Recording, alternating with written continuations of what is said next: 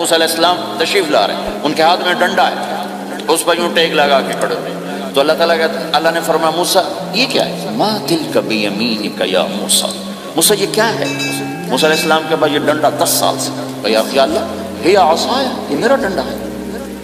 اب اللہ تعالیٰ آگے کچھ دکھانا چاہتے ہیں تو موسیٰ علیہ السلام سے لمبی بات کروائی، ہی عصایا میرا ڈنڈا ہے، اتوکل علیہا اس پر ٹیک لگاتا ہوں، وَأَحُشُّ بِعَلَىٰ غَنَمِي اور اپنی بکریوں کے لیے پتے جھاڑتا ہوں، وَلِيَ فِيهَا مَآرِبُ أُخْرَىٰ اور بھی ڈھیر سارے کام اس سے لیتا ہوں. تو اللہ تعالیٰ کا القھا یا موسیٰ، اس کو ذرا زمین پہ ڈال، زمین پہ ڈال. موسیٰ علیہ السلام نے زمین پہ ڈالا، فَإِذَا هِيَ حَيَّةٌ تَسْعَىٰ وہ یوں اٹھا اور ایک خوفناک سانپ بنا، لمبائی میں بڑے سانپ کی طرح جو افریقہ میں ہوتا ہے، جو پورا بکرا کھا جاتا ہے، پورا ہرن کھا جاتا ہے، اور تیز رفتاری میں جان کی طرح ایک چھوٹا سا سانپ ہوتا ہے، بہت تیز چلتا ہے، اور زہر میں حیہ کی طرح. سانپ کی 3 قسموں کو اللہ نے ایک ڈنڈے میں جمع کیا. ایک ہوتا ہے کأنہا جان، چھوٹا سانپ جو بہت تیز دوڑتا ہے، فَإِذَا هِيَ حَيَّةٌ زہریلا، فَإِذَا هِيَ ثُعْبَانٌ مُبِينٌ بہت بڑا، یہاں سے لے کر وہاں تک. تو 3 مختلف سانپوں کو اللہ نے ایک میں جمع کر دیا. وہ تیز رفتاری میں جان کی طرح تھا، زہر میں حیہ کی طرح تھا، لمبائی چوڑائی میں ثعبان کی طرح تھا. جب موسیٰ علیہ السلام نے دیکھا وَلَّا مُدْبِرًا وَلَمْ يُعَقِّبْ، موسیٰ علیہ السلام جو بھاگے تو پیچھے مڑ کے ہی نہیں دیکھا. تو اللہ تعالیٰ نے کہا خود موسیٰ پکڑو. کہا اللہ میں نہیں پکڑتا. بھاگے جا رہے، یہ بات بھاگے بھاگے ہو رہی، کھڑے ہو کے نہیں ہو رہے، بھاگ رہے ہیں. اوپر سے آواز آ رہی پکڑو. کا بھاؤ میں نہیں پکڑتا. اب اللہ تعالیٰ ہمیں قصہ موسیٰ علیہ السلام کا قصہ قرآن کے 28 پاروں میں موجود ہے. اتنا اس کو اللہ نے دہرایا، اتنا دہرایا. سب سے زیادہ موسیٰ علیہ السلام کا نام قرآن میں آیا ہے نبیوں میں سے. 136 دفعہ موسیٰ علیہ السلام کا اللہ تعالیٰ نے قرآن میں ذکر فرمایا، نام کے ساتھ، نام کے ساتھ. پھر کہا خذھا ولا تخف، موسیٰ پکڑو ڈرو نہیں، سنعیدھا سیرتھا الاولی واپس ڈنڈا بناؤں گا. کہا یا اللہ میں نہیں پکڑتا، مجھے کھائے گا، مجھے کھائے گا. وہ بھاگے جا رہا ہے. آخر اللہ تعالیٰ نے کہا خذ انک من الآمنین، موسیٰ میں گارنٹر ہوں، کچھ نہیں کہے گا، گارنٹی دیتا ہوں. اللہ کی گارنٹی پر کھڑے ہوئے وہ ایسا منہ کھول کے آ رہا ہے. تو اب چلو اللہ تعالیٰ کہتے پیچھے سے پکڑ لو، دم سے پکڑ لو تو کوئی مسئلہ نہیں تھا. کہ نہیں منہ سے پکڑو. اب موسیٰ علیہ السلام نے ایسے اوپر ایک چھوٹا سا کپڑا تھا یوں اوپر کر لیا. تو اللہ تعالیٰ نے کہا یہ کیا کر رہے ہیں؟ کہا جی مجھے اس سے ڈر لگ رہا ہے. کہ تیرا ڈر ہی تو نکالنا ہے کہ یہ کچھ نہیں، سب کچھ تیرے اللہ کا ارادہ ہے، کچھ نہیں. ورنہ یہ کپڑا تمہیں بچا لے گا، تمہیں ویسے ہی سارا نکل جائے گا. اب وہ آگے آ رہا ہے، موسیٰ علیہ السلام کانپ رہے ہیں اور دیکھ رہے ہیں، کانپ رہے ہیں اور دیکھ رہے ہیں. وہ بڑے آگے. اب اللہ نے کہا تھا تو ڈرتے ڈرتے ہاتھوں سے یوں، کانپتے کانپتے ہاتھوں سے یوں آگے ہاتھ کیا، اور جو ہی ہاتھ کی انگلیوں نے سانپ کے منہ کو ٹچ کیا تو اللہ نے دوبارہ ڈنڈا بنا کے ہاتھ میں پکڑا. اور ساری دنیا کو یہ پیغام دیا کہ دیکھو میرے بندو، اللہ سب کچھ ہے، لہذا اللہ کی مان کے چلنا. سامنے شیطان آئے گا، سامنے شیطان آئے گا، تمہیں الٹی راہیں دکھائے گا، تو تم اپنے اللہ کو یاد کرنا جس کے ہاتھ میں سارے خزانے ہیں اور طاقت ہے. 1 سیکنڈ میں اسے سانپ بنایا، اگلے سیکنڈ میں اسے ڈنڈا بنایا، اور پھر موسیٰ علیہ السلام کے ہاتھ میں پکڑایا. نیا نہیں، وہی جو ان کے پاس تھا وہی ان کو واپس کر کے پوری دنیا کے انسانوں کو اور اس امت کو خاص طور پر اللہ تعالیٰ نے یہ سوچ دی کہ اس کائنات میں ایک طاقت ہے، اللہ جو سب کچھ کر سکتا ہے، اور اس کے چاہے کو کوئی روک نہیں سکتا اور اس کے روکے کو کوئی کروا نہیں سکتا، وہ اللہ ہے. یمسک السماوات والارض ان تزولا، زمین آسمان کو اللہ نے روکا ہوا ہے، اللہ نے روکا ہوا ہے. اگر اللہ یوں چھوڑ دے تو ساری کائنات آپس میں ٹکرا جائے، آپس میں ٹکرا جائے ساری کائنات. یہ الشمس تجری لمستقر لها ذلك تقدیر العزیز العلیم. سورج 6 لاکھ مائل فی گھنٹہ کی رفتار سے دوڑ رہا ہے اور زمین سے 12 لاکھ گنا بڑا ہے، اور اس میں ٹیمپریچر 2.5 کروڑ سینٹی گریڈ تک اس کا ٹیمپریچر چلتا ہے.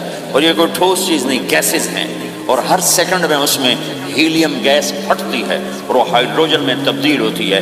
1 سیکنڈ میں جب وہ دھماکہ ہوتا ہے تو 50 کروڑ ایٹم بم کے پھٹنے کے برابر انرجی پیدا ہوتی ہے. تو اس کے اندر اتنے دھماکے ہو رہے ہیں. پھر وہ ایک گیسز ہیں اور پھر اس کے سامنے سڑک کوئی نہیں، اس کا لیور کوئی نہیں، اس کا ڈرائیور کوئی نہیں ہے، اور اس کی رفتار 6 لاکھ مائل فی گھنٹہ ہے۔ اللہ کہتا ہے میں سیدھا چلا رہا، کوئی اس کو چلا سکتا؟ اتنی تیز رفتار۔ والقمر قدرناہ منازل، چاند کو اس کے ساتھ چلایا، اس کو گھٹایا بڑھایا، حتی عاد کالعرجون القدیم، ایک ٹیڑھی لکڑی کی طرح ہوا۔ للشمس ينبغي لها ان تدرك القمر، سورج چاند میں ٹکر نہیں، ولا اللیل سابق النہار، دن اور رات میں ٹکر نہیں ہے، اس لیے کہ یہ تیرے رب کا بنایا ہوا نظام ہے۔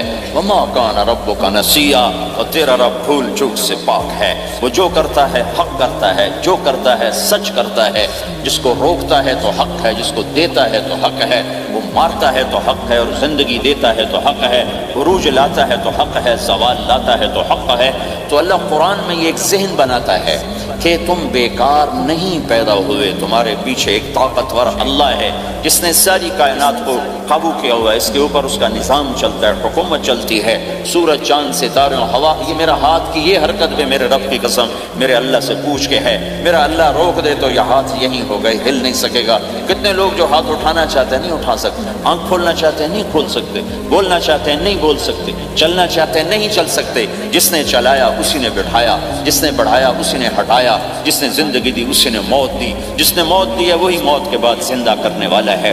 یہ اس ساری کائنات پر اللہ تعالیٰ اپنے طاقت کے ساتھ حکمران ہے، اور اللہ تعالیٰ یہ ذہن بناتا ہے کہ اس ساری کائنات میں وہ ہوتا ہے جو اللہ چاہتا ہے، وہ نہیں ہوتا جو تم چاہتے ہو، وہ ہوتا ہے جو اللہ چاہتا ہے۔ یہ قرآن کے واقعات ہیں۔ حضرت مریم عیسیٰ علیہ السلام کی والدہ کسی غیر مرد کو دیکھا نہیں، اتنا پردے میں ہے، ایک دم ایک نوجوان خوبصورت کمرے میں داخل ہوتا، فتمثل لها بشرا سویا، خوبصورت۔ تو مریم انی اعوذ بالرحمن منک ان کنت تقیا، اللہ کی پناہ چاہتی ہوں، کون ہو؟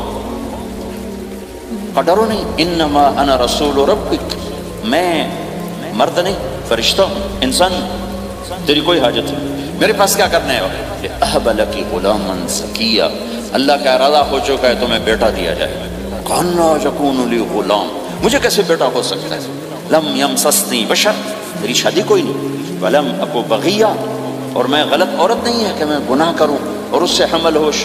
بیٹا ہونے کے 2 راستے ہیں، ایک حلال ہے ایک حرام ہے، حلال نکاح ہے، حرام زنا ہے، تو زنا میں کر نہیں سکتی، شادی میری ہوئی نہیں، تو مجھے کیسے بیٹا ہوگا؟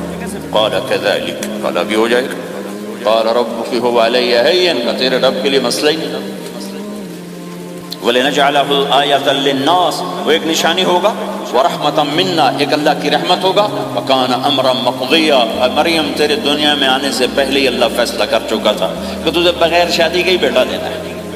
اب وہ آگے بڑھے وہ پیچھے ہٹے، وہ آگے بڑھے وہ پیچھے ہٹے، پیچھے آ گئی دیوار، اب دیوار کے آگے تو کوئی جا نہیں سکتے، تو یوں لگ کے کھڑی ہوگی، تو جبریل آئے، انسانی شکل، یہاں سے پکڑا، ہاتھ کو نہیں ٹچ کیا، یہاں سے پکڑا کرتے کو، اور دور سے کھڑے ہو کر پھونک ماری، ادھر پھونک پڑی، ادھر 9 مہینے کا حمل تیار ہو، 1 سیکنڈ۔ ایسا نہیں کہ حمل ٹھہرا پھر 9 مہینے اٹھایا، ایسا نہیں ہوگا۔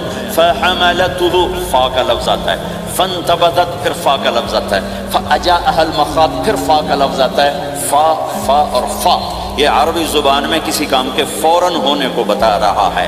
فا کا مطلب فوراً کسی کام کے ہونے کی طرف اشارہ ہوتا ہے، تو ادھر پھونک پڑی، ادھر حمل ہوا، ادھر درد ہوا، ادھر وہ بھاگی، اور درختوں کے اندر جا کر ایک ٹیک لگائی ایک کھجور کے تنے کے ساتھ، اور جاتے ہی بچہ پیدا ہو گیا، تو وہ روئیں، یا لیتنی مت قبل ھذا وکنت نسیا منسیا، ہائے میں اس سے پہلے مر جاتی، میرا بھولنا بھی لوگ بھول جاتے، اب میں کیا کروں؟ تو جبریل پھر آ گئے، فناداھا من تحتھا، ذرا پردے میں، اب سامنے نہیں آیا، ذرا پردے میں آئے، کیا بچہ پیدا ہو چکا ہے، کوئی بے پردگی نہ ہو، لا تحزنی، ڈرو نہیں، قد جعل ربک تحتک سریا، پر مارا پانی کا چشمہ نکل آیا، وہزی الیک بجذع النخلہ، اور وہ جو کھجور تھی اس اوپر سے کٹی ہوئی تھی، خشک کھجور تھی، خالی اس کا تنا تھا، تو جبریل نے کہا اس کو ہلاؤ، اس کو ہلاؤ، تو انہوں نے ہلایا، تو ساقط علیک رطبا جنیا، تو تو دیکھے گی کہ یہ کھجور کے اوپر نہ کوئی شاخ ہے، نہ کوئی پھل ہے، نہ کوئی پتا ہے، لیکن جب اس نے ہلایا تو ایک دم تازہ کھجوریں گرنے لگ گئیں، تازہ کھجوریں۔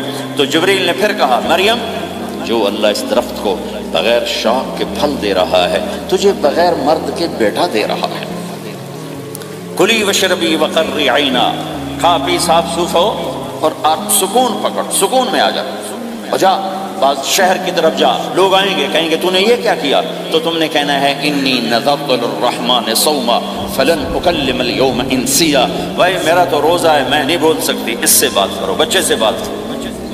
بنو اسرائیل کا روزہ اتنا سخت تھا کہ صرف کھانے پینے کی پابندی نہیں، بولنے پر بھی پابندی لگا دی گئی۔ وہ سچ بھی بولیں تو ان کا روزہ ٹوٹ جاتا تھا، یہ امت جھوٹ بھی بولے تو روزہ نہیں ٹوٹتا، خراب ہو جاتا ہے، ٹوٹتا نہیں۔ تو فأتت به قومها تحمله، بچہ ہاتھ میں اور آئیں بعض شہر میں، قالوا یا مریم لک جیت شیئا فریا، شور مچ گیا، مریم یہ کیا کیا، یا اخت ہارون، ارے ہارون کی بہن، ما کان ابوک امرأ سوء، تیرا باپ ایسا نہیں تھا، وما کانت امک بغیہ، تیری ماں ایسی نہیں تھی، تو نے یہ کیا کیا، تو نے یوں کیا۔ اس کا مطلب تھا روزہ، اور اس کا مطلب تھا اس سے بات کرو۔ فاشارت الیہ قالوا کیف نکلم من کان فی المہد صبیا، کہنے لگے مریم تو اتنی بے وقوف ہے کہ تجھے اپنے گناہ چھپانے کا طریقہ بھی نہیں آئے، تو کہتی میرا نکاح ہو گیا ہے، تو کہتی زکریا علیہ السلام نے چپکے سے میری شادی کر دی ہے، تو اپنا گناہ چھپانے کے لیے کہتی بچے سے بات کرو۔ کبھی بچہ بھی بولا، اب شور مچا ہوا ہے کہ ایک دم یہ آدھے پونے گھنٹے کا بچہ، اس کی آواز بلند ہوئی اور اس لاؤڈ سپیکر سے اوپر چلی گئی، پورے شہر گونج اٹھا، قال انی عبد اللہ، لوگو سنو میں اللہ کا بندہ ہوں، آتانی الکتاب، مجھے اللہ نے کتاب دی، وجعلنی نبیا، مجھے اللہ نے نبی بنایا، وجعلنی مبارکا، مجھے اللہ نے برکت والا بنایا، اینما کنت، میں جہاں بھی ہوں گا، واوصانی بالصلاۃ والزکاۃ ما دمت حیا، اور میرے رب نے مجھے کہا نماز پڑھنی ہے، زکات دینی ہے، وبرم بوالدتی، اور میرے رب نے مجھے کہا ہے کہ میں اپنی ماں کی خدمت کروں، فرما بردار بنوں، ولم یجعلنی جبارا شقیا، والسلام علی یوم اموت ویوم ابعث، والسلام علی یوم ولدت ویوم اموت ویوم ابعث حیا، میرے اللہ کی میرے اوپر سلامتی ہے جب پیدا ہوا، جب مروں گا، جب اٹھائے جاؤں گا۔ ذالک عیسی ابن مریم قول الحق الذی فیہ یمترون، یہ ہے مریم کا بیٹا عیسیٰ علیہ السلام، یہ اللہ کا بیٹا نہیں ہے، یہ مریم کا بیٹا ہے۔ اللہ تعالیٰ نے پورے قرآن میں کسی عورت کا نام نہیں لیا، عورت کو ایسا پردے کی چیز اللہ تعالیٰ نے بنایا ہے کہ اتنی عورتوں کا ذکر قرآن میں کہ کسی کا نام نہیں ذکر کیا سوائے حضرت مریم کے نام، باقی سب کو امرات العزیز، امرات فرعون، امرات نوح، امرات کے ساتھ گورنر کی بیوی، فرعون کی بیوی، نوح کی بیوی، لوط کی بیوی، اللہ نام بھی لے سکتا تھا، مصر کے گورنر کی بیوی تو لفظ زلیخا بھی کہہ دیتا، زلیخا نہیں کہا، فرعون کی بیوی اللہ آسیہ کہہ دیتا، آسیہ نہیں کہا، صرف ایک عورت کا نام آیا ہے، وہ ہے حضرت مریم علیہ السلام۔ حضرت مریم کا نام اللہ نے اس لیے واضح کیا کہ ایک بہت بڑے طبقے نے اللہ پہ الزام لگایا کہ عیسیٰ علیہ السلام اللہ کا بیٹا ہے، تو اللہ تعالیٰ نے کہا نہیں، اللہ کا نہیں، مریم کا بیٹا ہے، اللہ کا نہیں، مریم کا بیٹا ہے۔ متخذ صاحبۃ ولا ولدا، نہ میری کوئی بیوی ہے نہ بچہ ہے، لم یکن لہ شریک فی الملک، نہ کہ اس کا شریک ہے، ولم یکن لہ ولی من الذل، نہ کہ اس کا مددگار ہے، فکبرہ تکبیرا، اس ایک اللہ کی کبریائی بڑائی کے گن گا، گیت گا، دل میں بٹھا، دل میں بٹھا، دل میں بٹھا، تاکہ سارا وجود اس کے آگے ڈھلتا جائے، چلتا جائے۔ یہ واقعات یہ ذہن بناتے ہیں کہ اس کائنات میں وہ ہوتا ہے جو اللہ چاہتا ہے، وہ ہوگا جو اللہ چاہے گا، وہ ہوا جو اللہ نے چاہا۔ ساری دنیا کے انسان جو چاہتے ہیں اللہ کے بغیر نہیں کر سکتے، اللہ جو چاہتا ہے ہم سب کے بغیر کر دیتا ہے۔ یہ ذہن بنا کر پھر اللہ اس بات پہ لاتا ہے جب سب کچھ تیرے اللہ کے ہاتھ میں ہے تو اللہ کی مان کے چل کہ یہ تیرے پاس تھوڑی سی زندگی ہے، جیسے اللہ نے اس کائنات کو بنایا ہے ایسے ہی اس کائنات کو توڑنے والا ہے۔ ایک دن آئے گا، ازفت الازفہ، وہ قریب آ چکا ہے، لیس لہا من دون اللہ کاشفہ، اسے کوئی روک نہیں سکتا، ہٹا نہیں سکتا، وہ آئے گا۔ لا تأتیکم الا بغتہ، وہ اچانک آئے گا۔ وہ کیسے آئے گا؟ فإذا نفخ فی الصور نفخۃ واحدہ، ایک آواز آئے گی بڑی خوفناک۔ ہے کیا عجب دن ہوگا، شب جمعہ آئے گی، جمعہ کی رات آئے گی، کسی کو نہیں خبر کہ آج کائنات کی آخری رات، پرندے واپس گئے ہوں گے اپنے درختوں پر، گھونسلوں پر، شیر اپنے ٹھکانوں پر، چیتے اپنے ٹھکانوں پر، بھیڑیے اپنے ٹھکانوں پر، بکریاں، اونٹ، گائے، بھینس اپنے اپنی جگہ پر۔ اور اگر یہ بولٹن اس وقت موجود ہوگا تو بولٹن کے باشندے سوئے ہوں گے اپنے گھروں میں، کوئی ادھر تیاری کہ میں نے جاب پہ جانا ہے، یہ میرا سامان پڑا ہے، میں نے اسکول جانا ہے، یہ میری کتابیں پڑھی ہیں، میں نے آفس جانا ہے، یہ میری فائلیں پڑھی، میرا لیپ ٹاپ پڑا ہوا ہے۔ یہ سب کچھ جیسے آج کی رات ہے ایسے ہی ایک رات آئے گی۔ دن جدا ہو کر کہے گا کہ میں کل آؤں گا، رات جدا ہو کر کہے گی میں تیرے بعد آؤں گی، اور تارے چاند ستارے بھی ابھر کر نکل کر کہیں گے ہم نے کل بھی نکلنا ہے اور ہم نے کل بھی طلوع ہونا ہے۔ سورج بھی غروب ہوتے ہوئے یہ سوچ رہا ہوگا کہ کل میں نے پھر بھی نکلنا ہے، اور چاند بھی سوچ رہا ہوگا کہ میں نے اگلے دن بھی نکلنا ہے، لیکن اللہ کے سوا فرشتوں تک کو نہیں پتا کہ آج آخری دن آ چکا ہے۔ اور میرے نبی نے عجب نقشہ کھینچا ہے قیامت کے دن کا۔ ہم نے کہا عورت روٹی پکا رہی ہو، اس کے ہاتھ میں روٹی ہوگی۔ اب تو یہاں روٹی پکانے کا رواج بہت کم ہو گیا، لیکن پھر بھی پکاتے ہیں۔ روٹی پکا رہی ہو، اس کے ہاتھ میں روٹی ہوگی، ابھی توے پہ ڈالنے جا رہی ہو۔ اور ایک چیز آپ کے ہاں بالکل نہیں ہے، ہمارے ہاں اب بھی ہے کہ وہ دہی کو اس میں سے مکھن نکالتے ہیں، دہی کو وہ کرش کرتے ہیں، پھر اس میں سے مکھن نکالتے ہیں۔ یہ ہمارے گھروں میں ہوتا ہے، ہر گھر میں ہوتا ہے، خاص طور پر دیہاتوں میں۔ تو ایک عورت ایسے وہ دہی کو بلو کر کرش کر کے اس سے مکھن کا پیڑا یوں بنا رہی ہوگی، اور بنا کر برتن میں ڈالنے کے لیے ایسے کر رہی ہوگی، ایسے کر رہی ہوگی۔ یہ تہذیب اب آپ تو سمجھ نہیں سکتے چونکہ آپ تو ادھر کے لوگ بن گئے اب، تو ہمارے دیہاتوں میں اب بھی یہ تہذیب ایسے کر رہی ہوگی، ایسے کر رہی ہوگی۔ اور پھر آپ نے فرمایا کہ ایک آدمی اپنے اونٹ کو چارہ ڈالنے کے لیے اس جگہ کو صاف کر رہا ہوگا کہ میں صبح ہو گئی ہے، میں اونٹ کو چارہ ڈالوں، پھر میرا اونٹ کھائے، پھر اس کو لے کر میں کام پہ جاؤں۔ اور دکاندار جھاڑو دے کر اپنی سیٹ پہ بیٹھ چکا ہے، اور گاہک انٹر ہوتا ہے اور اسے کہتا ہے کہ 10 میٹر مجھے کپڑا چاہیے، اور اس کے لیے یوں کپڑا ناپ رہا ہے، ناپ کے 10 میٹر، 5 میٹر، 4 میٹر، 2 میٹر پر اس نے یوں کینچی رکھی، کینچی یہاں ہے، اور اس نے جیب سے پیسے نکالے اور گننے لگا کہ میں نے اس کو 100 پاؤنڈ دینا ہے۔ وہ گننے میں لگا ہوا ہے، یہ کاٹنے میں لگا ہوا ہے، اور دور کھیت میں ایک آدمی ہل چلا رہا ہے، اور ایک آدمی بیج ہاتھ میں لے کے یوں پھینکنے جا رہا ہے، اور ایک آدمی پانی لگانے کے لیے اس پانی کو ڈائیورٹ کر رہا ہے۔ اور ادھر بازار میں جلدی لوگ بھاگے جا رہے ہیں، جاب والے ایک نوالا منہ میں ہے، ایک ہاتھ میں، اور بھاگے جا رہے ہیں، میں آج لیٹ ہو چکا ہوں، میرا جاب کا ٹائم جا رہا ہے، میرا اسکول کا ٹائم جا رہا ہے۔ یہ ایسا ہی ایک سما ہوگا، بولٹن اٹھے گا، انگلینڈ اٹھے گا، امریکہ اٹھے گا، ایشیا اٹھے گا، یورپ اٹھے گا، افریقہ اٹھے گا، ہندوستان اٹھے گا، پاکستان اٹھے گا، Burma, Malaysia, Thailand, Indonesia اسی طرح اٹھیں گے جیسے روزانہ اٹھتے ہیں، پر اللہ کے سوا کسی کو نہیں پتا کہ آج شام ہو گئی ہے۔ لہذا ایسے، اور ایک اور ماں چھوٹے بچے کو ناشتہ کرا رہی، جلدی سے اس کو اسکول لے جانا ہے، تو بریڈ اس کے ہاتھ میں، اس کے منہ میں ڈالے، یہاں تک نوالا ہے، یہاں تک نوالا آیا ہے، یہاں تک نوالا آیا ہے، اور اس نے یہاں کینچی رکھی ہے، اس نے جیب سے نکال کر پیسے گننے شروع کیے ہیں، وہ پانی کو ڈائیورٹ کر رہا ہے، وہ یوں مٹھی بھر کے اپنا بیج پھینک رہا ہے، وہ اونٹ کے کھانے کی جگہ، گھاس چارہ کھانے کی جگہ کو صاف کر رہا ہے، دکاندار دکان کا شٹر اٹھا رہا ہے، ایک شٹر اٹھا کے بیٹھ چکا ہے، ایک دکان کے اندر جھاڑو دے رہا ہے، صفائی کر رہا ہے، اور ایک اپنے سودے گن رہا ہے، ایک اپنے پیسے گن رہا ہے۔ بادشاہ سلامت تاج پہن کر اپنے تخت کو چلنے کے لیے روانہ ہو رہے ہیں، اور آگے پیچھے ان کے باڈی گارڈز کھڑے ہوئے ہیں، اور وہ پورا اسکواڈ کھڑا ہوا ہے، اور ادھر بازار میں، کھیت میں، ہر چیز میں ایک رونق ہے، چہل پہلے، چڑیاں چوں چوں کر رہی ہیں، کوے کائیں کائیں کر رہے ہیں، فاختہ اڑ کے آ رہی، کبوتر اڑ کے آ رہے ہیں، چیل اڑ کے آ رہی، شیر نکلتا ہے شکار کے لیے، چڑیاں نکلتی ہیں دھانے کے لیے، سانپ نکلتا ہے چوہے کے لیے، چوہا نکلتا ہے اپنے غذا کے لیے، بلیاں نکلتی ہیں چھیچڑے کے لیے، کتے نکلتے ہیں ہڈیوں کے لیے، انسان نکلتا ہے روٹیوں کے لیے، کہ ایک دم فَإِذَا جَاءَتِ الطَّامَّةُ الْكُبْرَىٰ، ایک دھماکہ ہوگا، ہائے، اور وہ کینچی والے کی کینچی یوں گر جائے گی، کپڑا یوں گر جائے گا، نوٹ والے کے ہاتھ سے نوٹ یوں بکھر جائیں گے، بٹوا یوں بکھر جائے گا، بیج والے کا ہاتھ یوں گرے گا، بیج وہیں گر جائے گا، نوالا بنانے والی کے ہاتھ میں نوالا بیٹے کے منہ تک نہیں جائے گا، یوں گر جائے گا، اور روٹی پکانے والے کے ہاتھ سے روٹی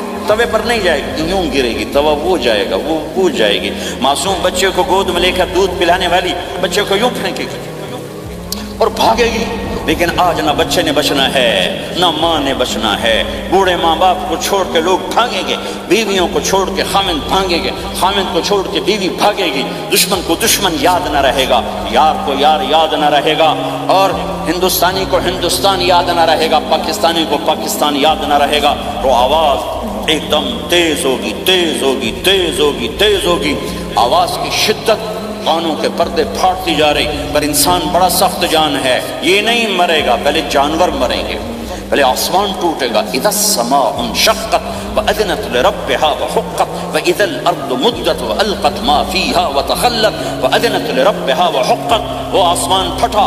اذا الشمس كورت، وہ سورج ختم ہوا۔ وإذا النجوم انكدرت، وہ ستارے جھڑ گئے، ٹوٹ گئے۔ وإذا الجبال سيرت، پہاڑ ریت بن گئے۔ وإذا العشار عطلت، جانور منہ اٹھا کے بھاگ پڑے۔ اذا السماء انفطرت، آسمان پھٹا۔ وإذا الكواكب انتثرت، ستارے ٹوٹے۔ وإذا البحار فجرت، سمندروں میں آگ لگ گئی۔ وإذا القبور بعثرت، قبریں اکھڑ گئیں۔ انسان ادھر بھاگا ادھر بھاگا، ہر چیز کو تباہ ہوتے دیکھ رہا ہے۔ پہاڑ ریت بن رہے ہیں، جنگلوں میں آگ لگ رہی ہے، سمندروں میں آگ لگ رہی ہے۔ آنکھوں کے سامنے سورج کو بکھرتا دیکھیں گے، اندھا ہوتا جہاں، چاند ٹکڑے ٹکڑے، تارے ٹکڑے ٹکڑے، آسمان ٹکڑے ٹکڑے، اور ان کی ایسی سخت جانی، یہ سب دیکھیں گے۔ ان سارے مناظر کے بعد پھر میرے اللہ کی ایک خوفناک اسرافیل کی آواز آئے گی، اور سب۔ آج کوئی رونے والا نہیں ہے، آج کوئی کفن دینے والا نہیں ہے، آج کوئی قبر میں ڈالنے والا نہیں ہے، آج کوئی کندھا دینے والا نہیں ہے، آج سب کی اکٹھی موت ہے، آج سب ختم ہیں۔ پھر میرا رب پہلے آسمان کے فرشتوں کو موت دے گا، پھر دوسروں کو، پھر تیسرا آسمان، پھر چوتھا آسمان، پھر پانچواں آسمان، پھر چھٹا آسمان، پھر ساتواں آسمان، پھر اللہ تعالیٰ عرش کے فرشتوں کو موت دے گا۔ پھر اللہ تعالیٰ فرمائے گا جبریل میکائیل مر جائیں، تو اللہ تعالیٰ کا عرش سفارش کرے گا، یا اللہ جبریل میکائیل تو نہ مرے، ان کو تو بچا لے۔ تو اللہ تعالیٰ فرمائیں گے اسکت فقط کتبت الموت علی من کان تحت عرشی، خاموش رہو، میرے عرش کے نیچے سب نے مرنا ہے۔ جبریل مر جائے گا، میکائیل مر جائے گا، پھر اللہ پوچھے گا کون باقی ہے؟ تو کہے گا یا اللہ اسرافیل جو پھونک رہا ہے وہ باقی ہے اور میں باقی ہوں۔ اللہ کہیں گے اسرافیل مر جائے، تو اسرافیل وہ جو ہاتھ میں لے کے پھونک مار رہے ہوں گے، سور وہ ان کے ہاتھوں سے گرے گا اور اسرافیل میں گرے گا، اور وہ سور یوں اڑتا ہوا اللہ کے عرش کے ساتھ جا کر ٹک جائے گا۔ پھر اللہ فرمائے گا کون باقی ہے؟ اب اسرائیل کی ٹانگیں کانپیں گی، سب کو موت کا ذائقہ چکھانے والا آج خود چکھنے لگا ہے۔ کون باقی؟ دھڑ دھڑ دھڑ دھڑ دھڑ دھڑ ٹانگیں، یا اللہ بس اب تو تیرا یہ غلام باقی ہے، باقی تو سب اتر گئے موت کے گھاٹ۔ تو میرا اللہ تعالیٰ کہے گا مت فإنک خلق من خلق، تو بھی مر جا، تو بھی میری ایک مخلوق ہے۔ وہ میرے بھائیو، اس مٹ جانے والی دنیا کے پیچھے اللہ کو ناراض نہ کرو۔ اس کی عزت بھی دھوکہ ہے، اس کی شہرت بھی دھوکہ ہے، اس کی دولت بھی دھوکہ ہے، اس کی حکومت بھی دھوکہ ہے، اس کا عروج بھی دھوکہ ہے، اس کا زوال بھی دھوکہ ہے، اس کی عزت بھی دھوکہ ہے، اس کی ذلت بھی دھوکہ ہے، اس کا مال بھی دھوکہ ہے، اور اس کا فخر غربت بھی دھوکہ ہے، اس کی زی زندگی بھی دھوکہ ہے، سب نظروں کا فریب ہے۔ حضرت علی کا فرمان ہے الناس النیام اذا ما تنتبہ، لوگ سوئے ہوئے ہیں، جب موت آئے گی تو آنکھ کھل جائے گی۔ گھاٹے کا سودا کر کے نہ مرو، گھاٹے کا سودا کر کے نہ مرو، اللہ کو ناراض کر کے نہ مرو، سب چھوڑ کے جانے والی ہیں، سب چھوٹنے والا ہے، لہذا اللہ کو ساتھ لے لو، اللہ کو ساتھ لے لو، اللہ کو ساتھ لے لو۔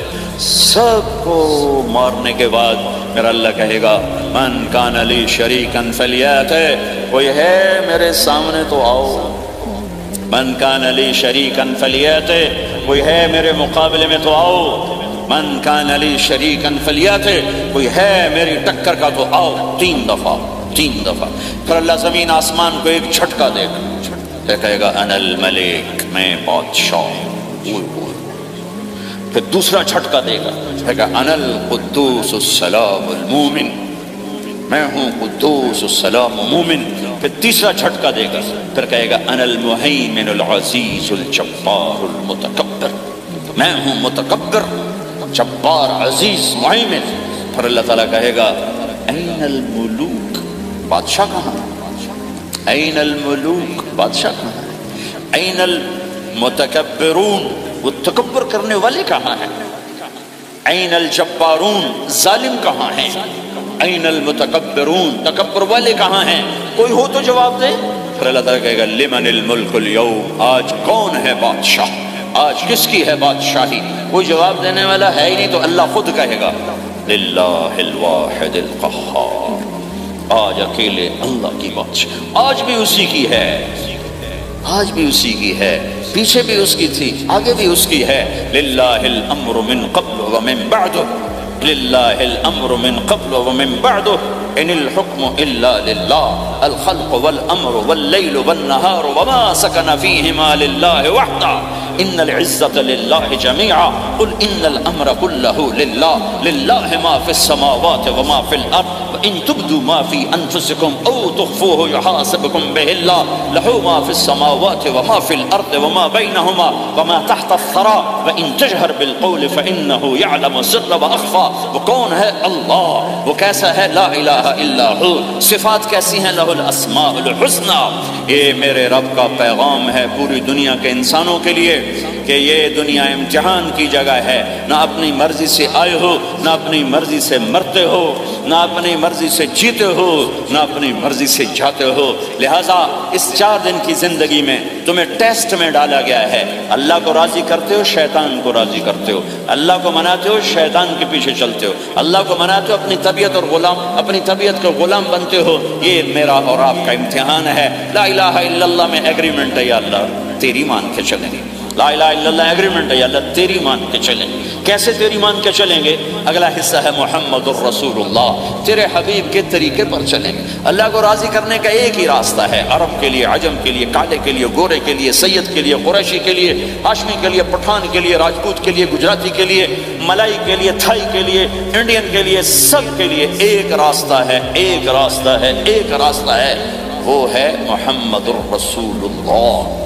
جب آپ معراج پہ گئے تو آپ نے کہا یا اللہ، آپ نے ابراہیم کو خلیل بنایا اور موسیٰ کو کلیم بنایا اور داؤد کو لوہا نرم کر کے دیا، سلیمان کو ہوا تابع کر کے دی، اور عیسیٰ علیہ السلام کے لیے مردے زندہ کیے، میرے لیے کیا ہے؟ تو اللہ تعالیٰ نے فرمایا اَوَلَيْسَ قَدْ أَعْطَيْتُكَ أَفْضَلَ مِنْ ذَلِكَ كُلِّهِ، میرے محبوب میں نے آپ کو وہ دیا ہے جو کسی کو نہیں دیا۔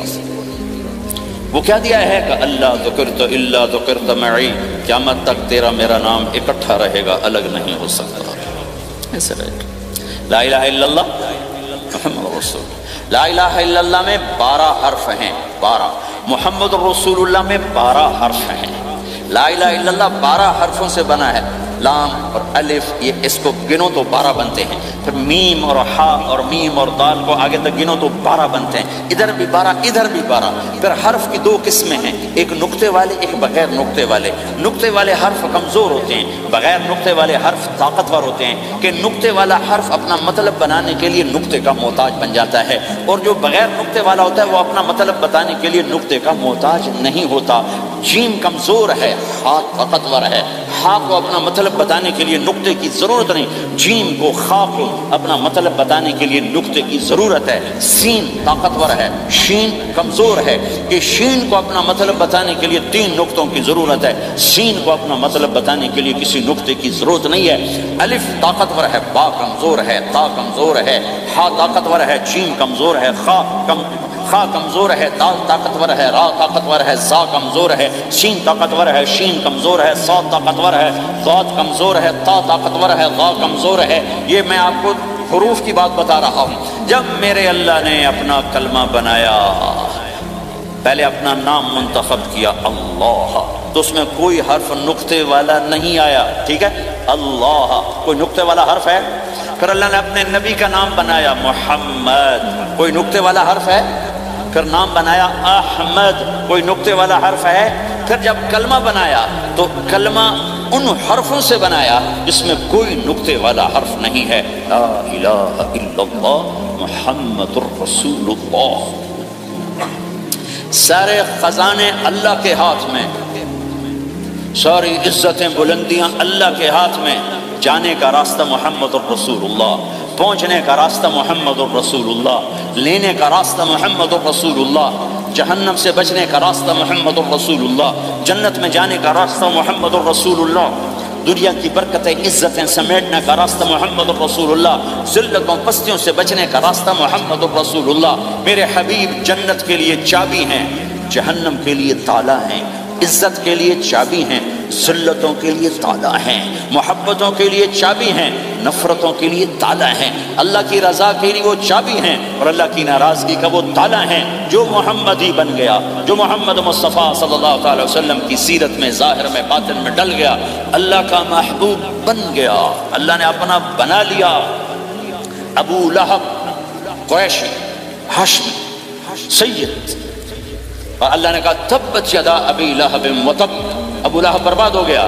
بلال حبشی کا بیٹا، غلام کا بیٹا، کالا کالے کا بیٹا، لیکن میرے نبی نے فرمایا جب میں جنت میں جاؤں گا تو میری سواری کی رسی بلال کے ہاتھ میں ہوگی، جو میرے لیک میں ساتھ ساتھ چلے گا، میرے ساتھ ساتھ چلے گا، اور اس دن تم بلال کی شان دیکھنا، سید قریشی سب دیکھتے رہ جائیں گے، اور ایک غلام سب سے بازی لے جائے گا کہ جب سارے جنتی جنت کے دروازوں پر اکٹھے ہوں گے تو ایسے جنت کے 8 گیٹ ہیں، وہ سارے بند ہوں گے، سب بند ہوں گے، تو کہیں گے اندر کیسے جائیں گے؟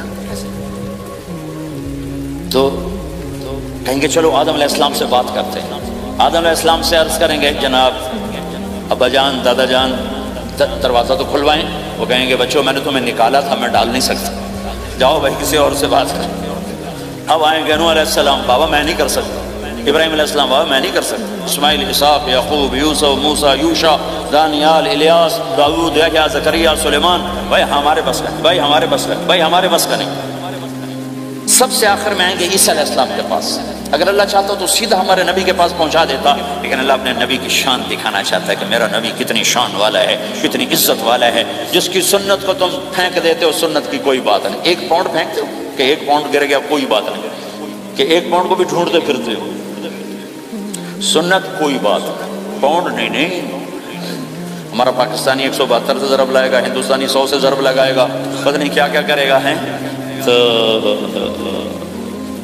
اللہ تعالیٰ سب کو بھلا دے گا۔ آدم سے کہانی شروع ہوگی، چلتے چلتے چلتے عیسیٰ علیہ السلام، عیسیٰ علیہ السلام ایک بات کا اضافہ کریں گے، کہ بابا میں نہیں کھلوا سکتا، لیکن آج میں تمہیں پتہ بتا سکتا ہوں کون کھلوائے گا، یہ کوئی نبی نہیں کہے گا۔ تو کہیں گے جی بتاؤ، کہیں گے جاؤ محمد رسول اللہ صلی اللہ علیہ وسلم کی خدمت میں، ان کے سوا آج کوئی نہیں کھلوا سکتا۔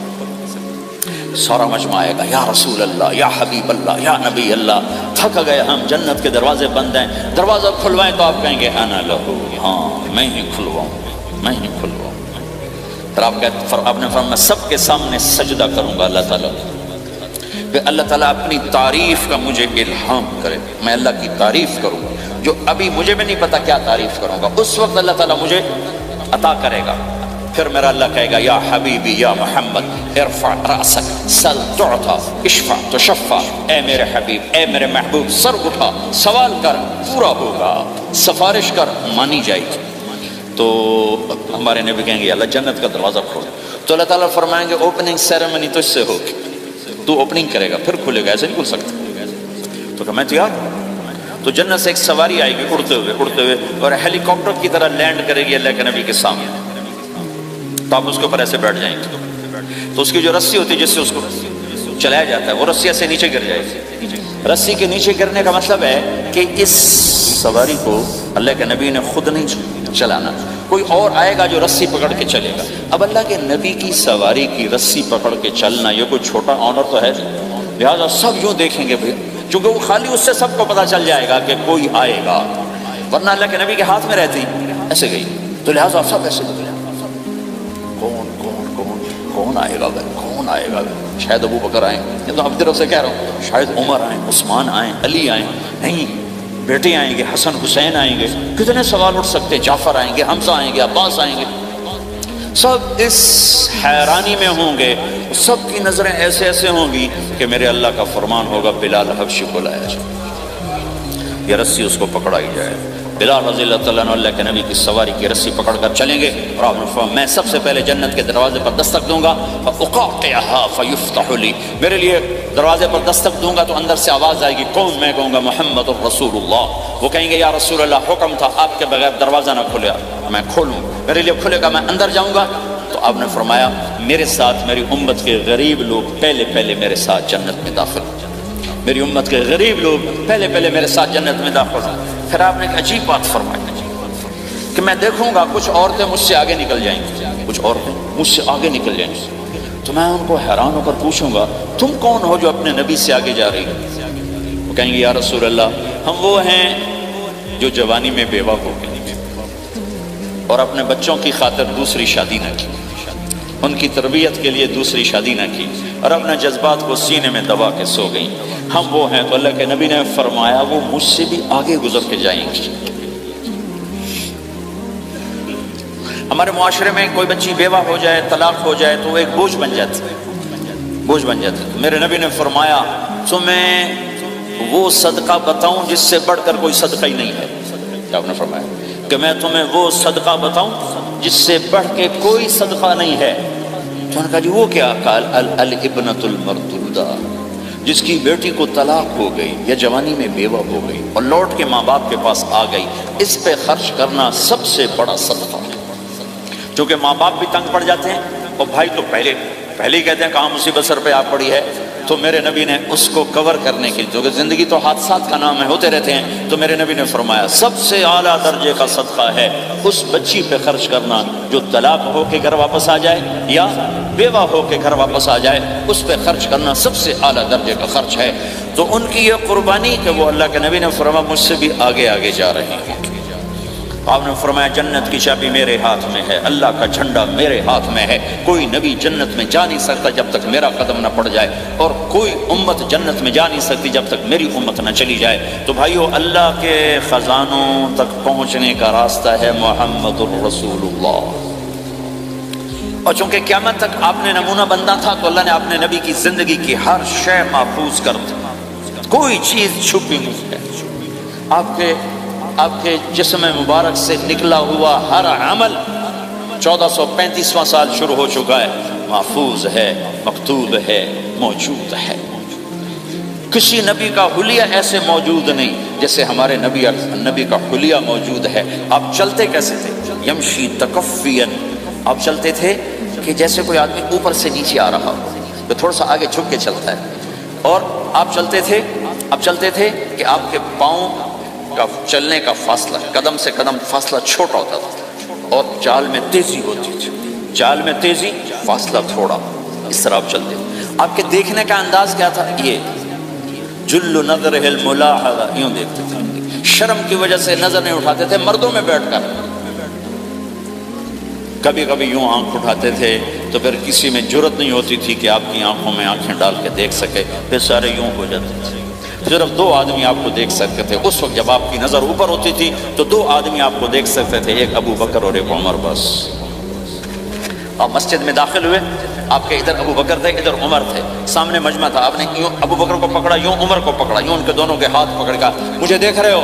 ہَكَذَا نُحْشَرُ يَوْمَ الْقِيَامَةِ، قیامت کے دن ہم تینوں یوں اٹھائے جائیں گے کہ میرے دائیں طرف ابو بکر ہوگا اور میرے بائیں طرف عمر ہوگا، اور ہم تینوں یوں اپنی قبروں سے نکلیں گے۔ میرے نبی کا نسب اگر ہمیں نہ معلوم ہو تو ہماری شریعت میں کیا فرق پڑتا ہے، لیکن آدم علیہ السلام تک اللہ تعالیٰ نے اپنے حبیب کا نسب پیڑھی کو سلامت رکھا ہوا ہے۔ محمد بن عبداللہ بن عبد المطلب بن ہاشم بن عبد مناف بن قصی بن کلاب بن مرہ بن کعب بن لوی بن غالب بن فہر بن مالک بن نضر بن کنانہ بن خزیمہ بن مدرکہ بن الیاس بن مدر بن نزار بن معد بن عدنان بن اود بن حمیسہ بن سلامان بن عوز بن بوز بن قموال بن ابی بن عوام بن ناشد بن حزا بن بلداس بن یدلاف بن طابخ بن جاحم بن ناحش بن ماخی بن عیفی بن عبقر بن عبید بن الدعاء بن حمدان بن سنبر بن یثربی بن یحسن بن یلحن بن ارعوا بن عید بن زیشان بن عیسر بن اقناد بن ایہام بن مقصر بن ناحد بن زار بن سمی بن مزی بن عوض بن عرام بن قیدار بن اسماعیل بن ابراہیم بن آدر بن ناحور بن سروج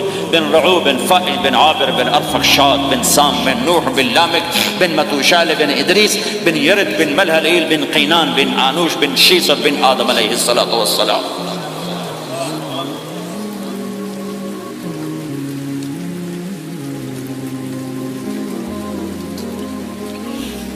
اللہ کا اعلان ہے جہاں رہو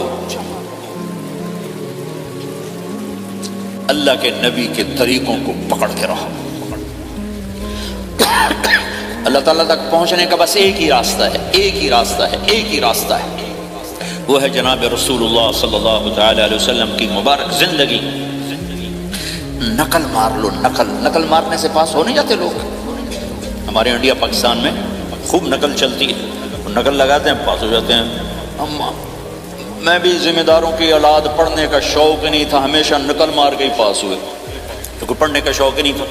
ماں باپ نے ڈنڈا چڑھا دیا کہ ڈاکٹر بنانا ہے، ڈاکٹر بنانا ہے، ڈاکٹر بنانا ہے۔ مجھے کبھی زندگی بھر شوق نہیں ہوا کہ میں نے ڈاکٹر بننا ہے۔ بھائیو، اپنے نبی کی نقل اتار، اللہ پاس کر۔ اس نے ایک چنا ہے جس کو حبیب بنایا ہے۔ 10,000 سال کا پروسیس ہوا اور اس میں سے محمد مصطفیٰ صلی اللہ علیہ وسلم کی ہستی کو وجود ملا۔ آپ کو آنے میں اتنا زمانہ چاہیے تھا کہ اعلیٰ سے اعلیٰ چیز کے بننے میں دیر لگتی ہے، تو کائنات 10,000 سال گھومی اور تب جا کر میرے حبیب مصطفیٰ صلی اللہ تعالی علیہ وسلم کو اللہ تعالیٰ نے وجود بخشا۔ سب سے عالی نسب، سب سے عالی خاندان، سب سے عالی صفات۔ اب اللہ کے خزانوں سے لینے کا راستہ پاؤنڈ نہیں، ڈالر نہیں ہے، تجارت نہیں ہے۔ اللہ سے لینے کا راستہ میرے نبی کا طریقہ ہے۔ تجارت میں ہو، زراعت میں ہو، جاب میں ہو، کھیتی باڑی میں ہو، میرے نبی کا طریقہ ایک مسجد کا ہے، نماز۔ 5 وقت کی نماز یہ میرے نبی کی آنکھوں کی ٹھنڈک ہے۔ 5 وقت کی نماز اس امت کی شان پہچان ہے۔ اور اللہ تعالیٰ نے پہلی امتوں پر اتنی بڑی مشقت ڈالی کہ ان کی نماز مسجد کے علاوہ کہیں نہیں ہوتی تھی، مسجد میں ہی ہوتی تھی۔ ہمارے لیے کتنی آسانی کر دی، جاب میں ہے، مصلی بچھا، نماز پڑھ۔ چلو مصلی بھی کوئی نہیں، زمین دیکھ، اس پر کوئی گندگی تو کوئی نہیں ہے، بس زمین بھی تیرے لیے پاک ہے، چل نماز پڑھ۔ اور آسانی کر دی، پانی کوئی نہیں ہے، کوئی بات نہیں، مٹی میں ہاتھ مار، منہ پہ مار، پھر ایک ہاتھ مار، یوں کر، چل نماز پڑھ، میں تیری قبول کروں گا۔ یہ کسی امت کے ساتھ یہ نہیں ہوا۔ انہیں وضو ہی کرنا تھا چاہے پانی 50 میل پر موجود ہو، اور ہمارے لیے پانی کوئی نہیں ہے، چلو تیمم، مٹی میں ہاتھ ہمارا یوں کیا، پھر ہاتھ ہمارا ایک یوں کیا، ایک یوں کیا، چل بھائی اللہ اکبر، قبول۔ عمار بن یاسر رضی اللہ تعالیٰ عنہ سفر میں تھے، ان کو نہانے کی ضرورت ہو گئی، نائٹ فال ہو گیا، تو انہوں نے سوچا کہ ویسے تو آدمی کو وضو کی ضرورت ہوتی ہے تو خالی منہ پہ ہاتھ مارا اور کونیوں تک، لیکن مجھے تو غسل کی ضرورت ہے، تو خالی اس سے تو کافی نہیں ہوگا۔ تو انہوں نے کپڑے اتارے، اکیلے تھے، ریت کے اوپر کبھی یوں لیٹے، کبھی یوں لیٹے، کبھی یوں لیٹے، 3-4 دفعہ یوں یوں اور یوں رول ہوتے ہوتے پھر انہوں نے نماز پڑھی۔ آئے اللہ کے نبی کی بارگاہ میں، یا رسول اللہ مجھے رات کو نہانے کی ضرورت پڑ گئی۔ تو میں نے کہا وضو کے لیے تو خالی یہ 2 دفعہ کرنا کافی ہے، تو یہ تو نہانا تھا، تو میں تو ریت میں خوب رول ہوتا رہا۔ میرے نبی نے انما یکفیک ضربتان، ارے سیدھے بندے عمار، اس کے لیے بھی اتنا ہی کافی تھا کہ تو یوں کرتا اور یوں کرتا اور تو پاک ہو جاتا۔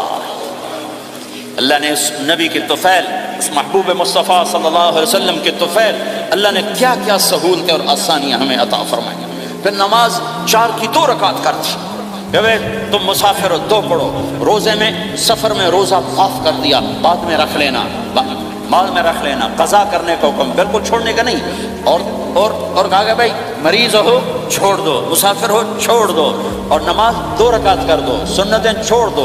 ابن عمر رضی اللہ تعالیٰ عنہ بیٹھے تھے تو انہوں نے 2 رکعت پڑھ کے بیٹھ گئے، تو ان کے خادم نے کہا سنتیں نفل نہیں پڑھو گے؟ کہا اگر پڑھنا تو 4 فرض پڑھتا میں، میرے اللہ نے معافی دی تھی تو میں کیوں پڑھوں؟ میرے نبی نے سفر میں سنتیں نہیں پڑھی کبھی، اپنی امت کو سہولت دینے، فجر کی سنتیں 2 پڑھتے تھے، اس کے علاوہ سنتیں نہیں پڑھی تاکہ میری امت کو سہولت ہو، آسانی ہو۔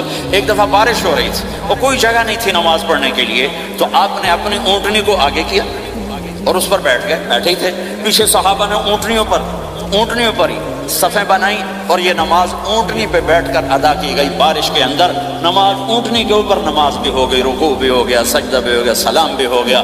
پہلی امتوں کے لیے نہیں تھا، سجدہ ہی کرنا پڑے گا۔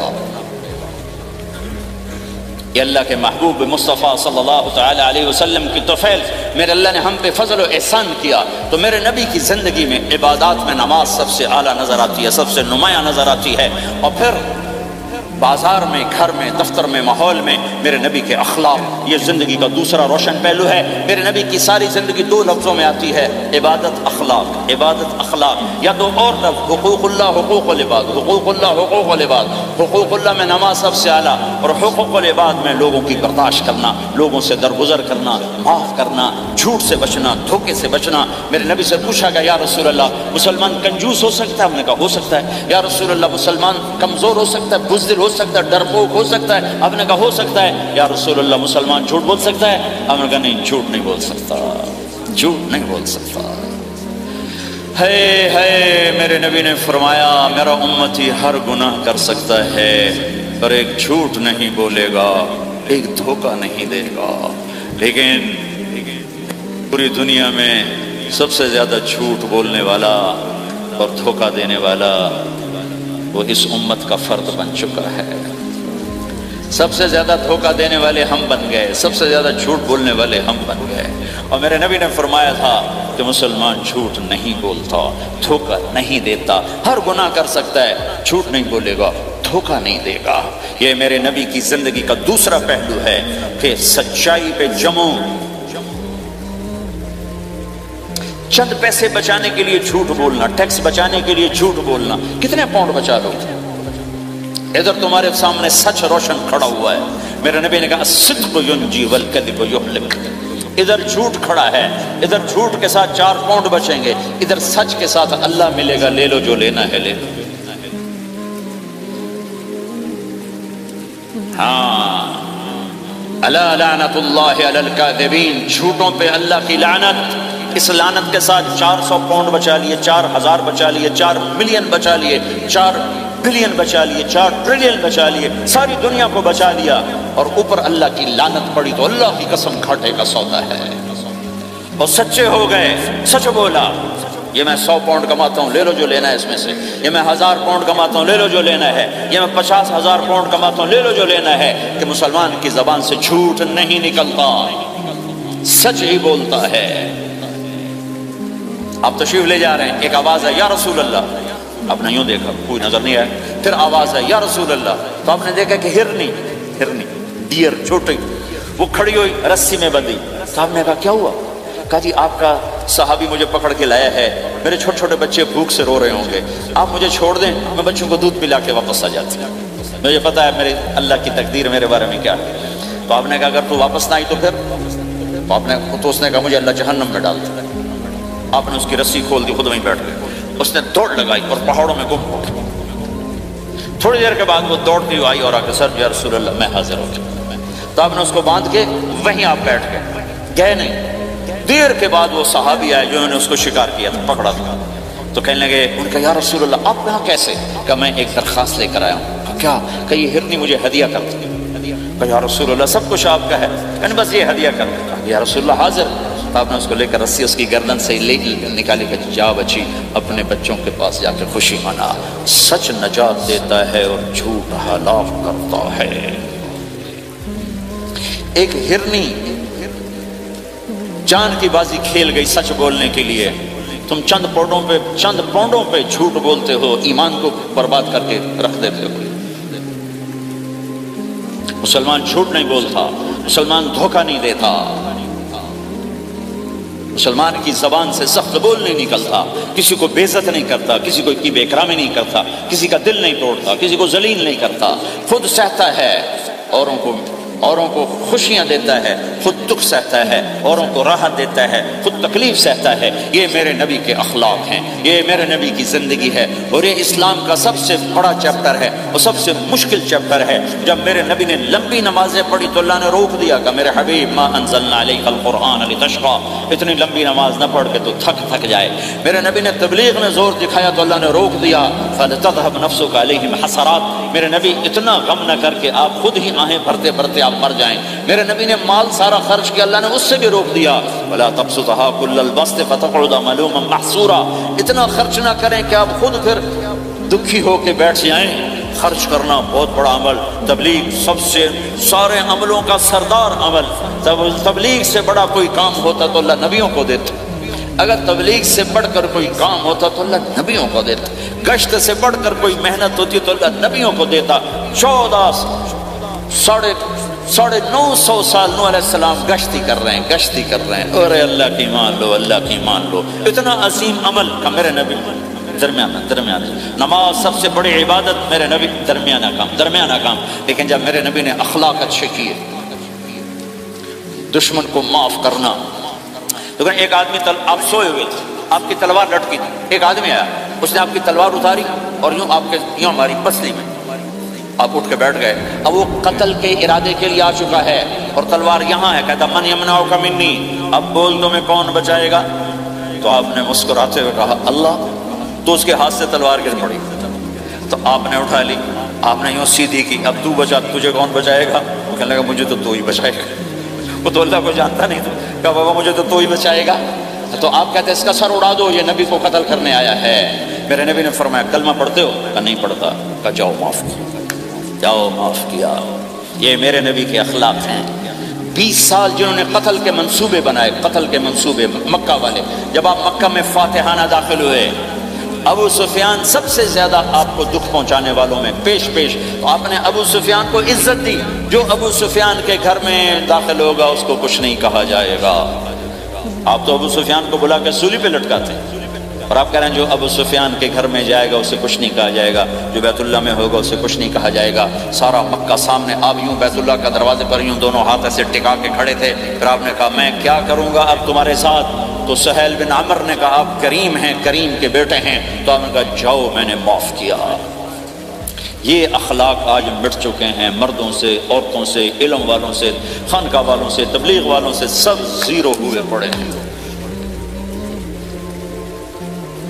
جب تک یہ اخلاق زندہ نہیں ہوتے اسلامی زندگی قائم نہیں ہو سکتی، اسلامی معاشرت قائم نہیں ہو سکتی، اور دین دو چیزوں سے آگے پھیلتا ہے، ایک دعوت اور ایک اخلاق۔ دعوت اور اخلاق، دعوت نہیں ہوگی تو اخلاق نہیں پڑے رہ جائیں گے، اخلاق نہیں ہوگی تو دعوت کوئی قبول نہیں کرے گا۔ میرے نبی نے کتنے معجزے دکھائے مکے میں، نہیں کلمہ پڑھا۔ بدر میں ان کے 70 مارے گئے، فرشتوں کو دیکھا، جبریل کے گھوڑے کی آواز سنی، کلمہ نہیں پڑھا۔ خندق میں شکست ہوئی، کلمہ نہیں پڑھا۔ پانی نکلتے دیکھا انگلیوں سے، کلمہ نہیں پڑھا۔ ایک بکرے کا ایک بازو پکایا، ایک بازو بکرے کا، ایک اگلا جو بازو ہوتا، اور 40 آدمیوں نے کھانا کھایا اور ایک بوٹی کم نہیں ہوئی، کلمہ نہیں پڑھا۔ لیکن جب میرے نبی نے کہا جاؤ معاف کیا تو سارے ہی کلمہ پڑھ گئے کہ واقعہ یہ اخلاق نبی کے ہو سکتے۔ حنین کی جنگ میں جب بھاگے لوگ، شکست ہوئی، تو ایک صحابی کا بھاگتے پاؤں ہمارے نبی کے پاؤں پر آیا، جوتا سخت تھا، تو آپ نے کہا اوجعتنی، اور آپ کے ہاتھ میں چھڑی تھی، آپ نے اس کو یوں ماری، اوجعتنی، ارے تو نے مجھے کتنا زیادہ درد پہنچایا، دکھ پہنچایا۔ وہ بیچارے پگھل کے رہ گئے اور پریشان ہو گئے، اور فرماتے ہیں سارا دن میں پریشان، ساری رات پریشان کہ اللہ کے نبی کو میں نے تکلیف پہنچائی، اب میرا کیا بنے گا؟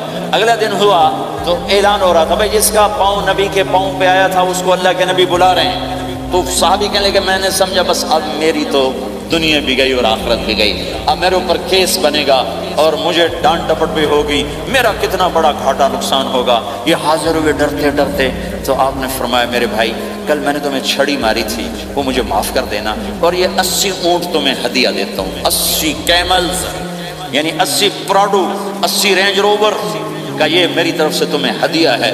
وہ حیران پریشان، یہ میرے نبی کے اخلاق ہیں، یہ میرے نبی کے اخلاق ہیں۔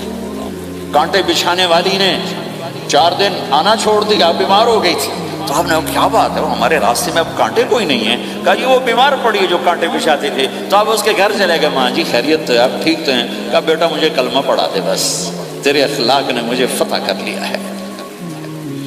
میرے بھائیوں یہ چیپٹر بھول چکے ہیں۔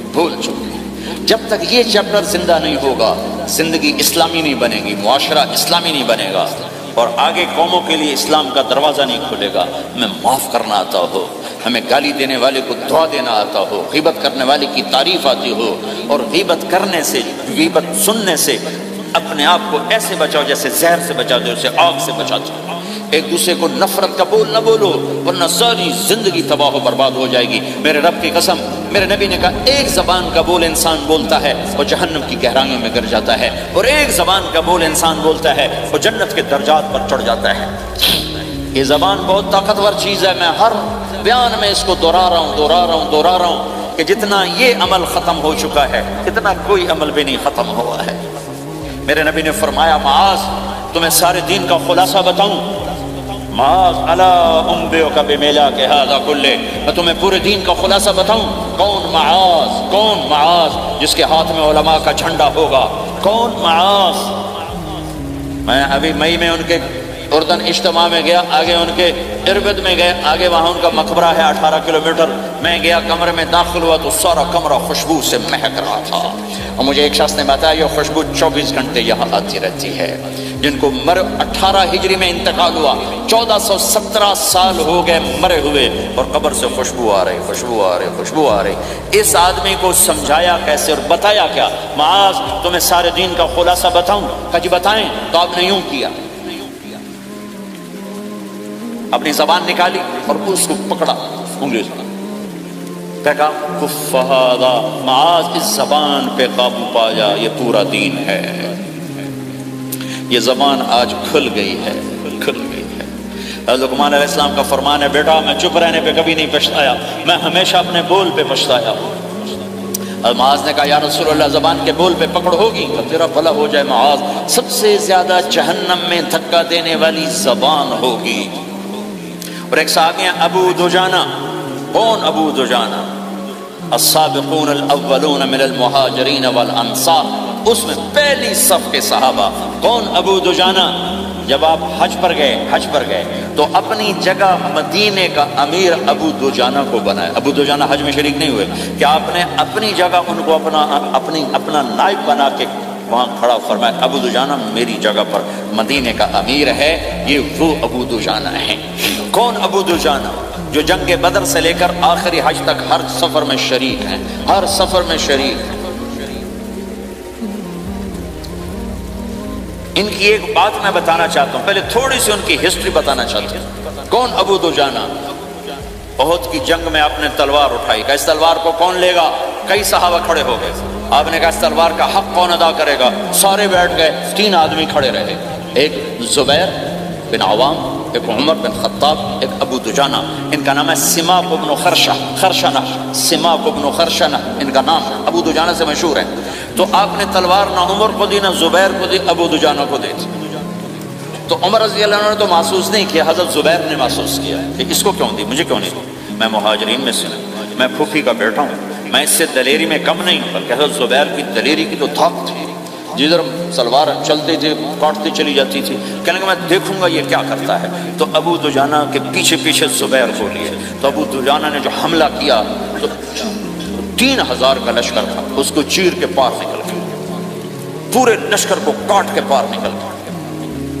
اور آگے عورتیں کھڑی تھیں جو مکے کے لشکر کو تیار کر رہی تھیں، نحن بنات طارق نمشی علی النمارق مشی القتل بوارق المسک فی المخالق المسک فی المفارق والدر فی المخالق ان تقبلوا نعانقی وتدبروا نفارقی فراق غیر وامقی، یہ گانا گا رہی تھیں اور ان کو تیار کر رہی تھیں۔ تو جب ابو دجانہ کی تلوار نظر آئی تو سب بھاگی، ہندا پکڑی گئی، تو آپ نے یوں اپنی تلوار ہندا کے سر پر رکھی، انہوں نے چیخ ماری، تلوار ہٹا لی۔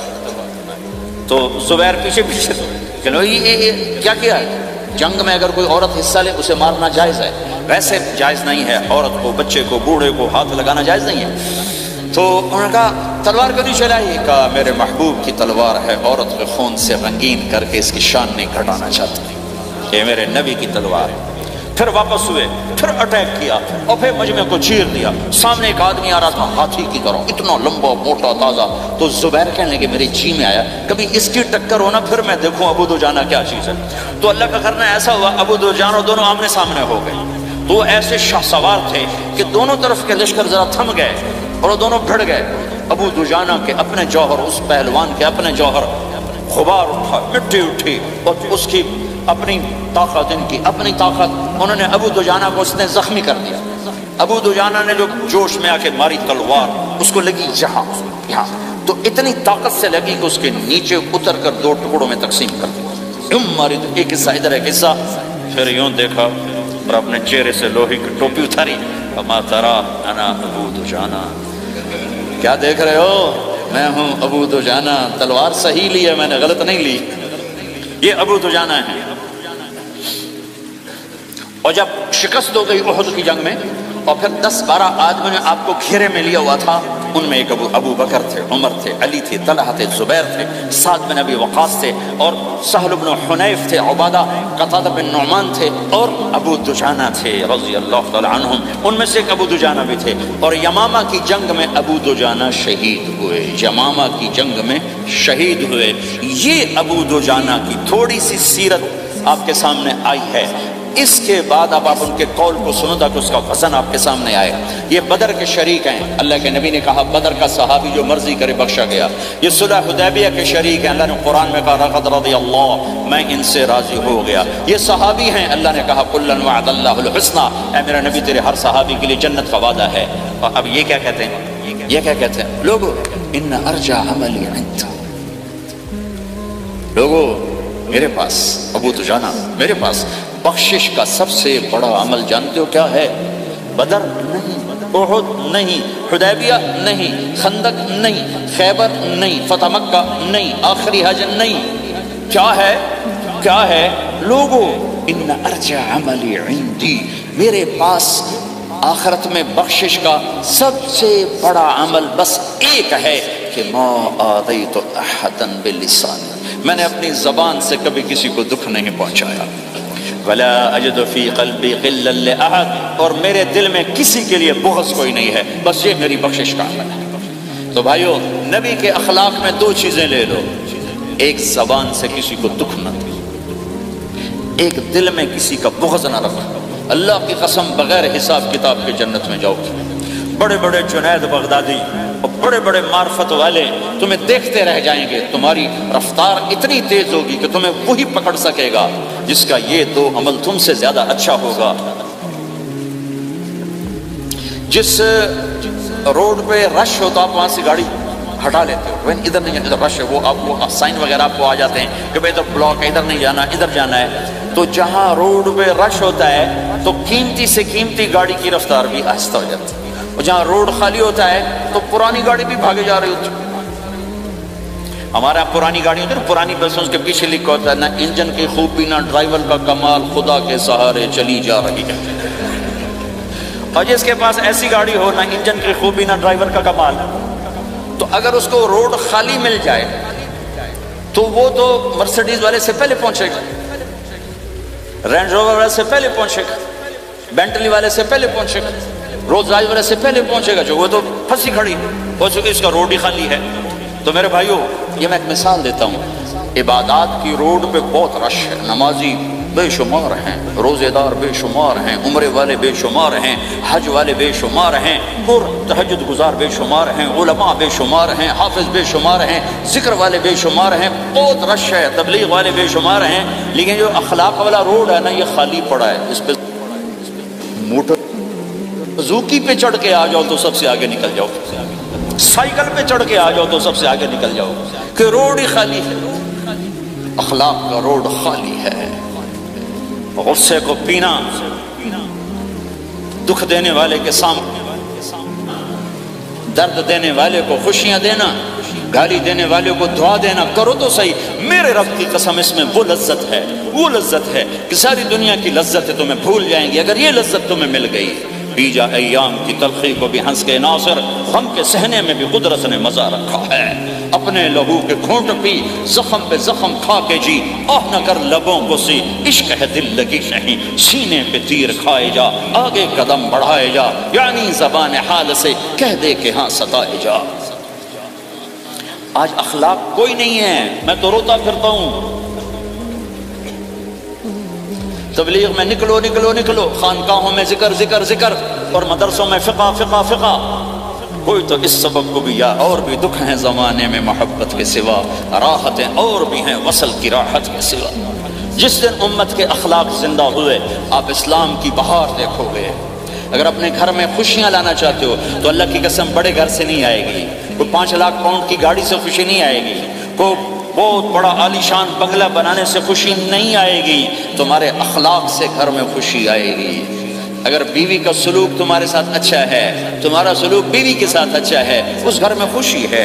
بیوی کا بول بدتمیز ہو تو خامند کی زندگی برباد، خامند کا بول بدتمیز ہو تو بیوی کی زندگی برباد، اولاد بد اخلاق ہو تو ماں باپ کی زندگی برباد، ماں باپ میں سختی ہو تو اولاد کی زندگی برباد، بھائی بھائی میں بول میں سختی ہو تو بھائی کی زندگی برباد، بہن بھائیوں میں سختی ہو تو بہن بھائی کی زندگی برباد، نیبر کے ساتھ سختی ہو تو نیبر کی زندگی برباد۔ میرے نبی نے فرمایا ما آمن بی من بات شبعان و جارہ جائع، وہ میرے اوپر ایمان لایا ہی نہیں جو خود پیٹ بھر کے کھائے اور پڑوسی بھوکا ہو۔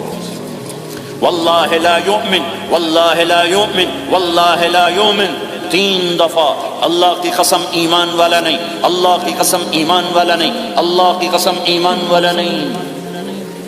کون یا رسول اللہ؟ الذی لا یأمن جارہ بوائقہ، جو پڑوسیوں کو تنگ کرے وہ ایمان والا نہیں ہے۔ میرے بھائیوں یہ چیپٹر مٹ چکا ہے، کہیں نہیں دیکھنے کو ملتا ہے۔ ایسا نہیں کہ دنیا خالی ہو گئی ہے، لیکن 1 کروڑ میں 1 ملا تو کیا ملا، 1 کروڑ میں بھی 1 نہیں ملتا۔ میں بڑے لمبے سفر کر کر کے اس نتیجے پر پہنچا ہوں کہ 1 کروڑ مسلمان اکٹھے کروں، اس میں لاکھوں تہجد گزار ہوں گے، لاکھوں 5 وقت کے نمازی ہوں گے، اس میں لاکھوں عمرے حج کرنے والے ہوں گے، اس میں لاکھوں علماء حفاظ ہوں گے، لیکن شاید اخلاق والا ایک بھی نہ۔ اپنی زندگی کو اگر سکھ دینا ہے، چیزوں کے پیچھے نہ دوڑو، اخلاق بناؤ۔ مقدر کی چیزیں ملیں گی، کمائیوں میں حلال لاؤ، حرام سے بچو، سچ پہ آؤ، جھوٹ سے بچو، دھوکہ نہ دو کسی کو، ورنہ زندگی ویران ہو جائے گی۔ ٹیکس بچانے کے لیے جھوٹ نہ بولو، ورنہ دل کالا ہو جائے گا۔ جھوٹ پیسے کی خاطر، لعنت ہے اس دولت پر، لعنت ہے اس میں چند پاؤنڈ کے لیے انسانوں کو دھوکہ دوں۔ تو بھائیو سچ کے عادی بنو، بڑا عالی خلق ہے سچ بولنا، بڑے عالی اخلاق ہیں لوگوں کو نفع پہنچانا، لوگوں کے سامنے میٹھا بنو، کڑواہٹ اندر رکھو، مٹھاس تقسیم کرو، پوری دنیا میں دین زندہ ہوگا۔ کیا مثالیں اس امت نے قائم کی ہیں، اچھوں سے برے، بروں سے اچھے ہمیشہ پیدا ہوتے چلے آئے۔ یزید فاسق، فاجر، ظالم، 3 بر اعظم کی حکومت چھوڑ کے مر رہا ہے، 34 سال کی عمر، اور بعض آتا ہے 38 سال کی عمر، 40 سال کو نہیں پہنچا، 40 سال سے پہلے مر گیا۔ اس کا بیٹا معاویہ بن یزید رضی اللہ تعالیٰ عنہ، 3 بر اعظم کی حکومت، 3 بر اعظم کی حکومت، 40 دن حکومت، 40 دن پھر اپنے سارے خاندان کو اکٹھا کیا اور کہا دیکھو لوگو، جس حکومت کے نیچے حسین کا خون گرا ہو، میں اس حکومت پہ لعنت بھیجتا ہوں۔ یہ ہے تمہاری حکومت، جس کو مرضی دے دو، مجھے نہیں چاہیے۔ 3 بر اعظم کی حکومت چھوڑ دی، صرف 22 سال کی عمر میں، 22 سال کی بھرپور جوانی کی عمر میں حکومت کو لات مار دی۔ میں چند پاؤنڈ کے لیے سچ کو لات مار دوں؟ تو ہمارے تو نوجوان یہاں کی لڑکیوں کو دھوکہ دیتے ہیں، پیپر بنانے کے لیے یہاں کی لڑکیوں سے شادی کرتے ہیں، ان کی زندگیاں برباد کر دیتے ہیں، اپنا ایمان خراب کرتے ہیں، ان کی زندگی خراب کرتے ہیں۔ مسلمان ہی دھوکے باز بن جائے تو لوگوں کو راہبری کون دے؟ راہبر کون بنے گا؟ تو میرے بھائیوں اللہ اس کے رسول کو ڈھونڈنے کے لیے یہ تبلیغ کی محنت ہے، در در پھرو، اور یہ 2 باتیں بن جائیں، ایک ہماری عبادات ٹھیک ہو جائے، ایک ہمارے اخلاق ٹھیک ہو جائے۔ اس کو لے کر جب ہم پھریں گے تو اللہ کے فضل سے ایک لہر چلے گی جو دنیا کے ہر آخری کونے تک پہنچے گی، ہر گھر کو اللہ تعالیٰ توحید کے نور سے روشن کر دے گا۔ اس کے لیے ہم وقت مانگتے ہیں کہ یہ ایک زندگی ہے جو میرے 1.25 گھنٹے کی تقریر سے 1.5 گھنٹے کی تقریر سے قابو میں نہیں آئے گی۔ اس کو سیکھنے کے لیے وقت مانگتے ہیں۔ نکلو میرے بھائیوں، اور آج تک جو اللہ پاک کے ساتھ، اللہ کے رسول کے ساتھ کوئی جنگ کی، اس سے صلح کر لو، کسی سے لڑے ہوئے ہو فوراً صلح کر لو، اس کو بھی منا لو، اس سے بھی مان جاؤ، کسی سے روٹھے نہ رہو، کسی سے قطع تعلق نہ کرو، سب سے سلام کرو، دل کو صاف رکھو۔ ابو دجانہ جیسی ہستی فرماتے ہیں کہ میری بخشش کا عمل یہ ہے کہ زبان سے دکھ نہیں دیا، دل میں بغض کوئی نہیں، اور وہ کہتے ہیں میرا سب سے بڑا عمل ہے۔ اپنے نبی کے اخلاق میں 2 باتیں لے لیں، اس زبان سے کسی کو دکھ نہ پہنچے، دل میں کتنے ہی لوگ ستائیں، بغض نہ رکھو، صاف کرو، دھو دو۔ اور فرائض میں نماز چھوٹے نہیں، اور پھر اس کو لے کر یہ امت پھرے، چونکہ اس امت کا کام بیٹھنا نہیں ہے۔ اس امت کا اجتماعی جرم ہے کہ انہوں نے اللہ کے دین کے لیے پھرنا چھوڑ دیا۔ اس امت کی اجتماعی خطا ہے کہ انہوں نے اللہ کے پیغام کو آگے پہنچانا اس کو اپنا کام نہ سمجھا، اس کے لیے پھرنا چھوڑ دیا، تو اپنے بھی ہاتھوں سے نکل گئے، پرائے تو پہلے ہی پرائے تھے۔ تو میرے بھائیو، اس کے لیے نیت کرو، ارادے کرو۔ جو بھائی یہ تیار ہوں 1 دسمبر کے آخر تک، تو وہ کھڑے ہو کر ذرا اپنے ناموں کا اظہار فرما دیں۔ اور یہ جو چھٹیاں آ رہی ہیں، یہ ساری چھٹیاں لگانے کے لیے جو نوجوان تیار ہوں، وہ بھی کھڑے ہو کے اپنی شکلیں زیارت کروا دیں، اللہ بھی راضی ہو جائے، اللہ کا نبی بھی راضی ہو جائے۔ جلدی سے کھڑے ہو کر بتا دیں، فرمائیں جی۔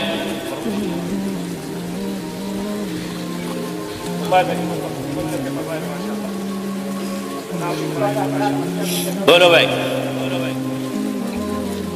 یہ چھٹیاں تو ماشاءاللہ ہوتی ہیں، اس میں نوجوانوں کو نکلنا چاہیے۔ اکثر نوجوان بیٹھے ہیں، اٹھو بھائی۔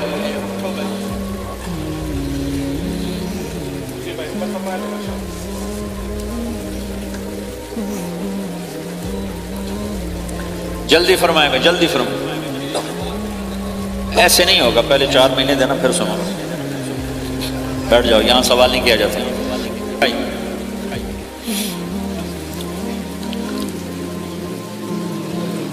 جلدی سے بتائیں بھائی، جلدی سے بتائیں بھائی۔ ان چھٹیوں میں کون نکلے گا اللہ کے راستے میں؟ ان چھٹیوں میں جو نوجوان تیار ہوں کھڑے ہو جائیں۔ ان چھٹیوں میں جو تیار ہیں چھٹیاں لگانے کے، وہ کھڑے ہو جائیں۔ چھٹیاں اللہ کے راستے میں۔ ہاں بھائی، فرمائیں جی، فرمائیں جی بھائی۔ اور آپ کے لیے آسان کر دیتا ہوں، اس سال آج کیا تاریخ ہے بھائی؟ 22 نومبر۔ اگلے سال 22 نومبر تک اللہ زندگی رکھے، جو بھائی چلے 4 مہینے کے لیے تیار وہ کھڑے ہو جائیں۔ 1 سال کے اندر، 1 سال کے اندر انشاءاللہ ہم جائیں گے، وہ بھائی کھڑے ہو جائیں۔ 1 سال کے اندر انشاءاللہ ہم نے جانا ہے، ترتیب بنانی ہے، وہ کھڑے ہو جائیں۔ زندگی میں جو کہیں گے ہم نکلیں گے، وہ بھی کھڑے ہو جائیں۔ چلو سارے بیریئر ہٹا دیتا ہوں، لو بھائی سب کی تشکیل ہو گئی۔ بیٹھ جاؤ بھائی، ماشاءاللہ بیٹھ جاؤ بھائی، بیٹھ جاؤ بھائی، بیٹھ جاؤ۔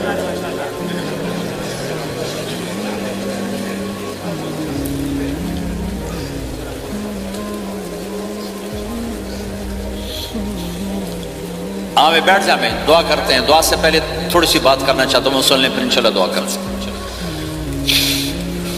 مسلمان کی زندگی چلتے پھرتے دعوت ہے، مسلمان کی زندگی چلتی پھرتی دعوت ہے۔ اگر اسلام ہماری زندگی میں ہو، عبادات ایسی چیزیں جو نظر نہیں آتی، اخلاق ایسے چیزیں جو چھپ نہیں سکتے۔ اخلاق ایک ایسی صفت ہے جس کو آپ چھپا نہیں سکتے، بد اخلاقی ایسی برائی ہے جس کو آپ چھپا نہیں سکتے۔ شراب تو چھپ سکتی ہے، اندر کمرے میں بیٹھ کے پی لے۔ روزہ چھپ سکتا ہے، نہیں رکھا کسی کو کیا خبر۔ نماز بھی چھپ جاتی، نہیں خبر پڑھی ہے کہ نہیں پڑھی۔ لیکن برے اخلاق بھی نہیں چھپتے اور اچھے اخلاق بھی نہیں چھپتے۔ ایک اچھے اخلاق خوشبو کی طرح مہکتے ہیں اور برے اخلاق گندگی کی طرح بدبو چھوڑتے ہیں۔ ہمارا معاشرہ اسلامی اس وقت بنے گا جب ہمارے اخلاق عالی ہوں گے، تو یہ نقل و حرکت اس کو طاقت پہنچائے گی۔ گھر بیٹھنے سے چیز نہیں آئے گی بھائی، پھرنا پڑے گا، دھکے کھانے پڑیں گے۔ لیکن ان دھکوں میں بھی اللہ نے بڑی لذت رکھی ہے، بہت عجب نشہ ہے اس کا۔ جنید جمشید مجھے پہلی دفعہ ملا 97، جب وہ بہت بڑا اس وقت تھا، وہ لیجنڈ گلوکار۔ تو اس نے مجھ سے کہا کہ مولانا، جس گلیمر کو پاکستانی نوجوان خوابوں میں دیکھتے ہیں، وہ گلیمر مجھے فزیکلی حاصل ہے، لیکن میرے اندر اندھیرا ہے، روشنی نہیں، خالی ہے۔ کیوں؟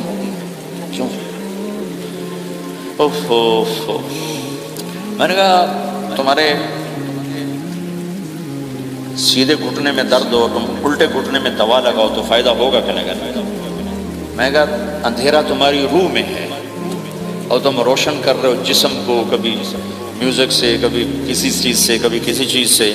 تو عورت، شراب، میوزک، ان کا روح میں کوئی واسطہ ہی نہیں، یہ روح تک جاتی نہیں، ان کی پینیٹریشن جسم تک ہے اور جسم کو کنٹرول روح کرتی ہے۔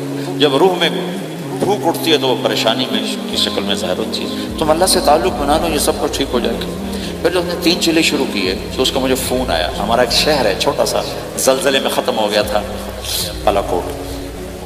تو اس کا مجھے وہاں سے فون آیا کہ مولانا میں ایک پرانی مسجد میں ایک پھٹی ہوئی چٹائی پر لیٹا ہوا ہوں، اور جس سکون کو میں 5 سٹارز ہوٹل میں دیکھتا تھا، ڈھونڈتا تھا، وہ آج مجھے یہاں مل چکا ہے، اور مجھے یوں لگتا ہے میں ہوا میں اڑ جاؤں گا۔ ہوا میں اڑ جاؤں۔ کیا ہوا کہ اللہ سے تعلق بنا اور روح میں سکون آ گیا، ٹھنڈک آ گئی۔ تو ایک گناہوں سے بچنا اور ایک فرائض کو پورا کرنا، ایک اپنے اخلاق کو ٹھیک کرنا، یہ چند ایک کام ہیں جو کر لے گا اللہ اسے آباد کر لے گا۔ جہاں ہو نماز نہ چھوٹے، رمضان آ جائے روزے نہ چھوٹے، زکوٰۃ فرض ہو جائے خوشی سے ادا کریں، اپنی کمائیوں کو حلال پہ لائیں، غلط کاغذات سے، غلط پیپر سے، غلط ہیرا پھیری سے پیسہ نہ بنائیں، یہ پیسہ تباہی کے سوا کچھ نہیں لاتا۔ اپنی حلال کمائی کرو، کہ میرے نبی کا فرمان ہے جو صبح سے شام تک حلال کمانے میں تھکتا ہے اس دن کے سارے گناہ معاف ہو جاتے ہیں۔ سعد بن معاذ بیٹھے تھے، ان کے ہاتھوں پر اللہ کے نبی کی نظر پڑی تو ہاتھ بڑے سخت تھے، تو آپ نے کہا سعد تیرے ہاتھ اتنے سخت کیوں؟ کہا جی میں اپنے باغ میں خود کام کرتا ہوں، اس سے یہ سخت ہو گئے۔ تو آپ نے سعد کا ہاتھ پکڑا اور ایسے چوما اور کہا اپنے بچوں کو حلال کھلانے میں بچوں کو حلال کھلانے میں جو ہاتھ ایسا ہو جائے گا اس پہ جہنم کی آگ حرام ہو جائے گی۔ کہ بھائیو حلال جھوٹ نہ داخل کرو، چاہے کتنے بڑے مفتی فتویٰ دیں کہ ٹیکس بچانے کے لیے جھوٹ بولنا جائز ہے، میں کہتا ہوں نہیں، سچ۔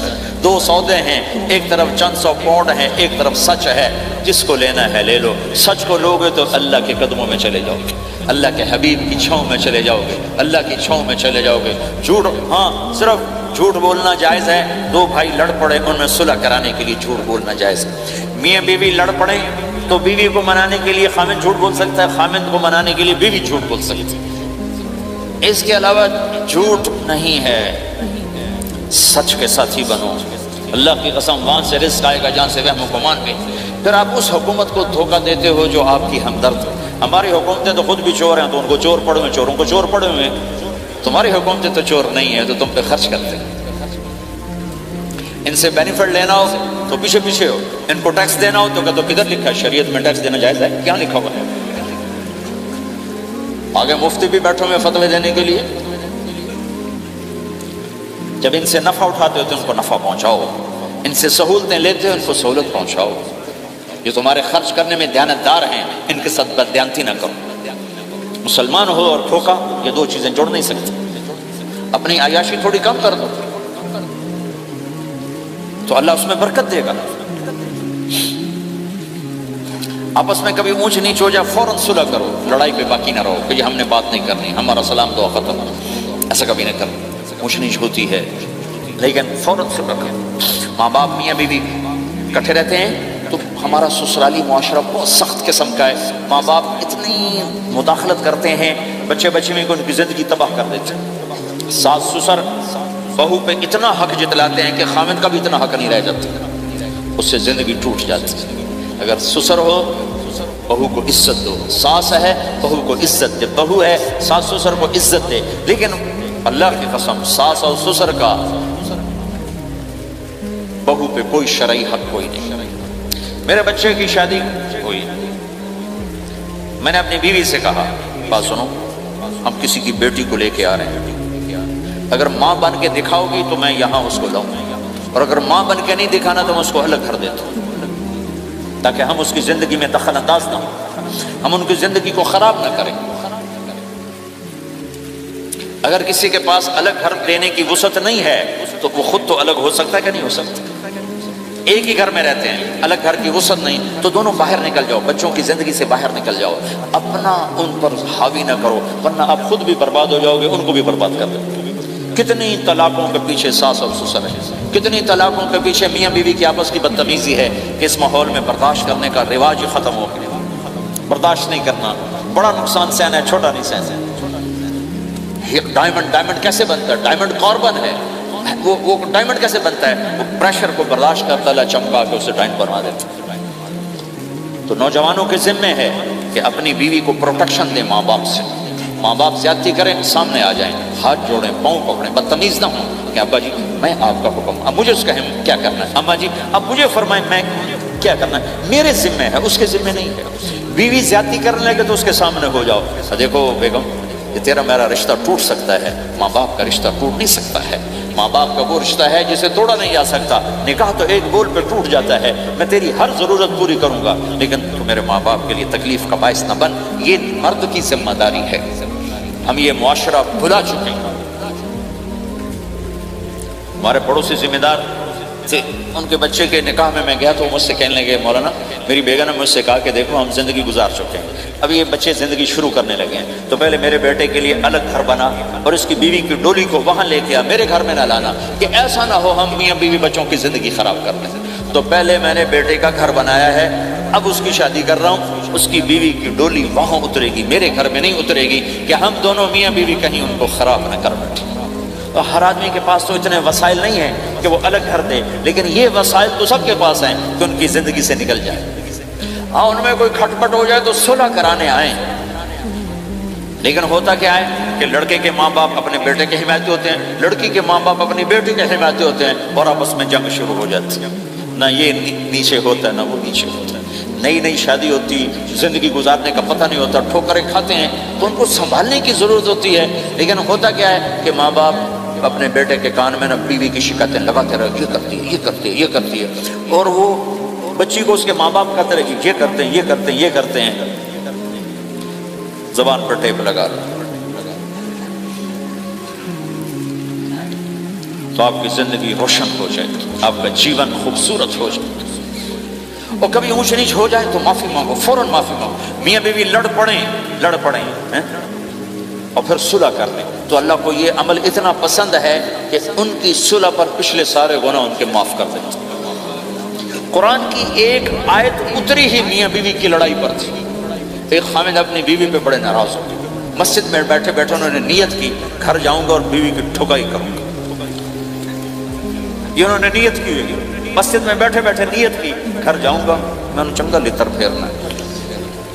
میرے اللہ تو آسمان زمین اللہ کے لیے تو سب برابر ہے, دیکھنا. تو اللہ پاک نے اسی وقت قرآن اتارا, اسی وقت یا ایھا الذین آمنوا ان من ازواجکم واولادکم عدوا لکم فاحذروہم.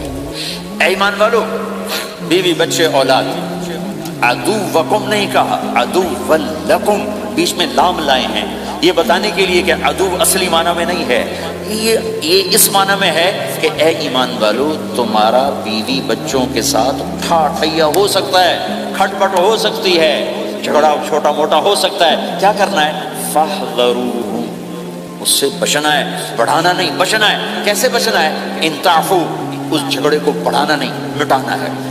وتصفحوا, اس کا اثر دل سے مٹانا ہے. وتغفروا, پھر دوسرے کو معاف کرنا ہے. یہ تین کام میاں بیوی کرو, اگلا میں کروں گا. فإن اللہ غفور الرحیم, تمہارے پچھلے میں سارے معاف کر دوں. تو اگر اس مجمع میں کوئی بیوی سے لڑا بیٹھا ہے تو جاتے جا کے صلح کر, کوئی ماں باپ سے لڑا بیٹھا ہے تو جاتے جا کے صلح کر, کوئی ماں باپ بچوں سے ناراض ہیں جا کے خود مان جائیں. اس ماحول میں بچوں کو پیار سے لے کے چلنے کی ضرورت ہے. میرے نبی کی زندگی محبت کا شاہکار ہے. ساری زندگی کسی کو ڈانٹا نہیں, ساری زندگی کسی کو ڈانٹا نہیں, اپنی وجہ سے, اپنی وجہ, کسی پہ ہاتھ نہیں اٹھایا, اپنی وجہ سے. حسن انس فرماتے میں نے 10 سال اللہ کے نبی کی خدمت کی, ایک دفعہ نہیں کہا یہ کیوں کیا, ایک دفعہ نہیں کہا یہ کیوں نہیں کیا. تو بھائیو یہ خوبصورت زندگی ہے. آپ یہاں تو خادم نہیں ہوتے, سارا گھرانہ ہی خادم ہوتا ہے. تو میں پاکستان میں ہوں تو میں اگلا چیپٹر بیان کرتا ہوں کہ نوکروں کے ساتھ بھی اچھا سلوک کرو. وہ یہاں ہے ہی نہیں, تجھے آپ پہ بانڈے مانجنے, آپ پہ ڈالر صاف کرنا ہے, آپ پہ گڈی صاف کرنی, ڈرائیور بھی آپ پہ تھے, مالک بھی آپ پہ, پٹرول بھی آپ پہ پاؤ. میں چنگا انگلینڈ ہے, پٹرول بھی آپ پہ پاؤ, ہوا بھی آپ پہ بھرو. 2.5 لاکھ کی گاڑی یا ڈرائیور آپ پہ, ہماری 2.5 لاکھ پاؤنڈ کی, ہماری 2.5 لاکھ کی سزوکی ہوتی ہے, ہمارا نوکر بیٹھا گاڑی چلا رہا تھا. نوکر تو اللہ کی بڑی نعمت ہے, تم اس سے محروم ہو. کچھ اس کے فائدے بھی ہیں, کچھ نقصان بھی ہیں, لیکن فائدے زیادہ ہیں. ہمارے بچے اتنے سست ہو جاتے ہیں کہ پانی کا گلاس کہو تو اٹھ کے ہی نہیں دیتے, وہ آگے نوکر کو بلاتے. میری اپنی, میرے ابا جی مجھے کوئی کام کہتے, اتر جا, میں نا انہوں ساتھ کیا, تو میں جا ابا جی آگے انہوں ساتھ کیا, میں خود نہیں جاتا, ایسی سستی پڑ جاتی. یعنی تمہیں اپنی حماقت سے بتا رہا ہوں. سردی میں لیٹا ہوا تھا تو میری رضائی گر گئی, تو میں نے باہر سے نوکر بلایا, میں کہو بشیرہ او جی اور میں نا رضائی میرے اتے پا تو اپنا سنا رہا ہوں. لیکن آپ جہاں جاب کرتے ہیں، جہاں جاب کریں وہاں دیانتداری سے جاب کرو، دھوکہ نہ ہو، فریب نہ ہو، فراڈ نہ ہو. آپ بھی کہیں ملازم تو ہیں، کہیں کام کر رہے ہیں، کوئی آپ کی دکان پہ کام کر رہا ہے، گھروں میں کام کرنے والے، دکانوں پہ کام کرنے والے تو ہیں. اور جن لوگوں کے پاس پیپر نہیں ہوتے ان کو اتنے تھوڑے پیسے دیتے ہیں کہ وہ بیچارے روٹی بھی نہ کھا سکتے کہ بھائی یہ لینے چونکہ ان کو پتہ ہے کہ بیچارہ پھنسا ہوا ہے اور کہیں نہیں جا سکتا ہے. تو ایسا نہ کرو، یہ ظلم نہ کرو. اب بولتا ہے ایسے لوگ رکھو نہیں، تمہارے لیے قانون اور اس کی گنجائش کوئی نہیں. لیکن اگر کوئی اس طرح رکھتا ہے تو پھر یہ ظلم نہ کرے کہ 100 کی بجائے 10 پاؤنڈ دے رہا ہو، بھائی لینے تو لے لو، اس کو پتہ ہے بیچارے نے کہیں نہیں جانا. ایسے ظالم نہ بنو. وہ ہمارے یہاں کرائسس چل رہا ہے بہت زیادہ، تو جو بیچارہ پھنس جاتا ہے نا تو پھر پراپرٹی بیچنے پر آتا ہے تو اس کی 1 کروڑ کی پراپرٹی کے 20 لاکھ لگاتے ہیں. میں گزر رہا تھا مال ٹاؤن میں، ایک دوست کے پاس ٹھہرا تھا، وہ پراپرٹی ڈیلر تھا. تو ہم صبح واک کر رہے تھے تو ایک گھر کے قریب سے گزرے، کچھ 6 کنال کا گھر تھا. مجھ سے کہنے لگا مولانا اس گھر کی قیمت ہے 24 کروڑ. 24 کروڑ کا گھر ہے فزیکلی، لیکن اس کا مالک پھنس چکا ہے قرضوں میں، اب وہ اس کو بیچنا چاہتا ہے. تو 18 کروڑ سے اوپر 1 پیسہ نہیں کوئی لگا رہا. اور یہ اس بیچارہ بیچے گا، یہ 8 کروڑ کا لاس دے کر 6 کروڑ کا لاس دے کر بیچے گا جو مجھے پھنس چکا ہے. میں نے کہا اگر میرے پاس پیسے ہوتے تو میں اس کا 24 کروڑ کا گھر لیتا 30 کروڑ کا، کہ 24 کروڑ اس کے قرضے میں جاتے اور 6 کروڑ سے اپنا الگ کاروبار کر لیتا. مسلمان تو مظلوم کی مدد کرتا ہے، مسلمان تو دکھی کی مدد کرتا ہے، نہ کہ مصیبت زدہ کا اور لوٹ لینا، مرے نو مارے شاہ مدار، یعنی مصیبت زدہ پر اور مصیبت ڈالنا. بھائیو یہ وہ خوبصورت اخلاق ہیں، اپناؤ گے اللہ چمکائے گا، اللہ اس جہان کی عزت دے گا. اور ایک آخری میری بات ہے، بہت بڑا مجمع ہے، بہت سارے نوجوان نظر آ رہے ہیں. آج تک جو اللہ رسول سے جنگ کی اس سے صلح کر لیں، جو گناہ کی اس سے معافی مانگ لیں. ادھر ہم معافی مانگیں ادھر اللہ معاف کر دے گا، ادھر ہم توبہ کریں گے ادھر اللہ معاف کر دے گا. اور آپ تو ماشاءاللہ سارے بہت اچھے بیٹھے ہوئے ہیں. میرا ایک شاگرد ہے مولوی امجد، کراچی میں امام مسجد، اس کے پڑوس میں ایک عورت تھی، وہ لڑکیاں سپلائی کرنے کا کام کرتی تھی. کتنا ذلیل کام، اور سال ہا سال اس کے بیٹے سے اس میرے شاگرد نے دوستی لگائی اور میرے بیان کی کیسٹ دے دی. کہا بھائی یہ سن لینا، میرے استاد جی کی کیسٹ. اس نے گھر میں جا کے لگا لی. اس کی ماں چلتے پھرتے کانوں میں آواز پڑ رہی ہے. آخر وہ آ کے بیٹھ گئی، کہنے لگی سنا، مجھے بھی سنا. تو اس نے سارا سنا، پھر کہا دوبارہ سنا، پھر سنا، کہا دوبارہ سنا، پھر سنا. تو کہنے لگی یہ کون ہے؟ کہا پتہ نہیں کون. تمہیں کس نے دی؟ کہا یہ امام مسجد نے. تو بچے کا ہاتھ پکڑا اور آ گئی دروازے پر. اسے لوگ تراویح پڑھ کے باہر نکل رہے تھے. کہنے میں نے امام صاحب سے ملنا ہے. وہ آ گئے، کہا جی یہ کیسٹ آپ نے دی؟ یہ کون ہے؟ کہا میرے استاد ہے. کیا نام ہے؟ طارق جمیل. اچھا. انہوں نے توبہ کی بڑی بات بتائی ہے، تمہیں پتہ ہے نا میرا کیا کام ہے؟ کہا میری توبہ قبول ہو سکتی ہے؟ کہا کیوں نہیں اما جی ہو سکتی. کہا ٹھیک ہے پھر میں اللہ کو گواہ بناتی ہوں، میری توبہ. اور اس نے مسجد میں آنا شروع کر دیا تراویح میں. 5واں روزہ ہے اور دعا مانگتی ہے اللہ اگر میری توبہ قبول ہے تو مجھے اپنے پاس بلا لے. یا اللہ اگر میری توبہ قبول ہے تو مجھے اپنے پاس بلا لے. 29ویں روزے سجدے کی حالت میں اللہ نے اٹھا لیا. ساری زندگی کام کیا لڑکیوں کی سپلائی، اتنا بدترین کام. اور موت آئی رابعہ بصری جیسی. یہ ہے توبہ کا کمال کہ اللہ کی رحمت سے کبھی نا امید نہیں ہونا چاہیے. اللہ کوئی تھانے دار نہیں ہے کہ اس نے چتر پھیرنا ہے. اللہ کریم ہے، مہربان ہے، ہمارا دوست ہے، ہمارا رب ہے. تو جب کبھی خطا ہو فوراً توبہ کرو، فوراً توبہ کرو. انشاءاللہ ایک دن آئے گا کہ اللہ ہمیں اپنی توبہ پہ پکا کر دے گا. تو یہ نیت تو کرو سارے جتنے بیٹھے ہو بوڑھے جوان کہ پچھلے پر ہم توبہ کرتے ہو. نیت کہو یا اللہ میری توبہ، پھر کہو یا اللہ میری توبہ، پھر کہو یا اللہ میری توبہ. اگر یہ آپ نے سچے دل سے کہا ہے تو آپ کو مبارک ہو، آپ کے سب گناہ معاف ہو گئے، سارے معاف ہو گئے. حقوق باقی ہیں، علماء سے پوچھ لینا ان کی ادائیگی کیسے کرنی ہے. گناہ سارے معاف ہو گئے. اور آئندہ اگر کبھی توبہ ٹوٹے تو پھر کر لینا، پھر کر لینا، پھر کر لینا. میرے رب کی رحمت پہ کوئی اثر نہیں پڑتا. لن تبلغوا ضري فتضروني ولن تبلغوا نفعي فتنفعوني. یہ میرے رب کی صفت ہے۔ وہ کہتا میں نفع سے بھی پاک ہوں، نقصان سے بھی پاک ہوں، نہ کوئی مجھے نفع پہنچا سکتا ہے نہ کوئی نقصان پہنچا سکتا ہے۔ تو میرے گناہوں سے اس کو کیا گھاٹا پڑتا ہے؟ مجھے گھاٹا پڑتا ہے۔ لہٰذا جب بھی ہم معافی مانگیں گے وہ خوشی سے معاف کریں گے، جب بھی توبہ کریں گے خوشی سے قبول کریں گے، ٹھیک ہے نا؟ سارے ٹھیک ہے۔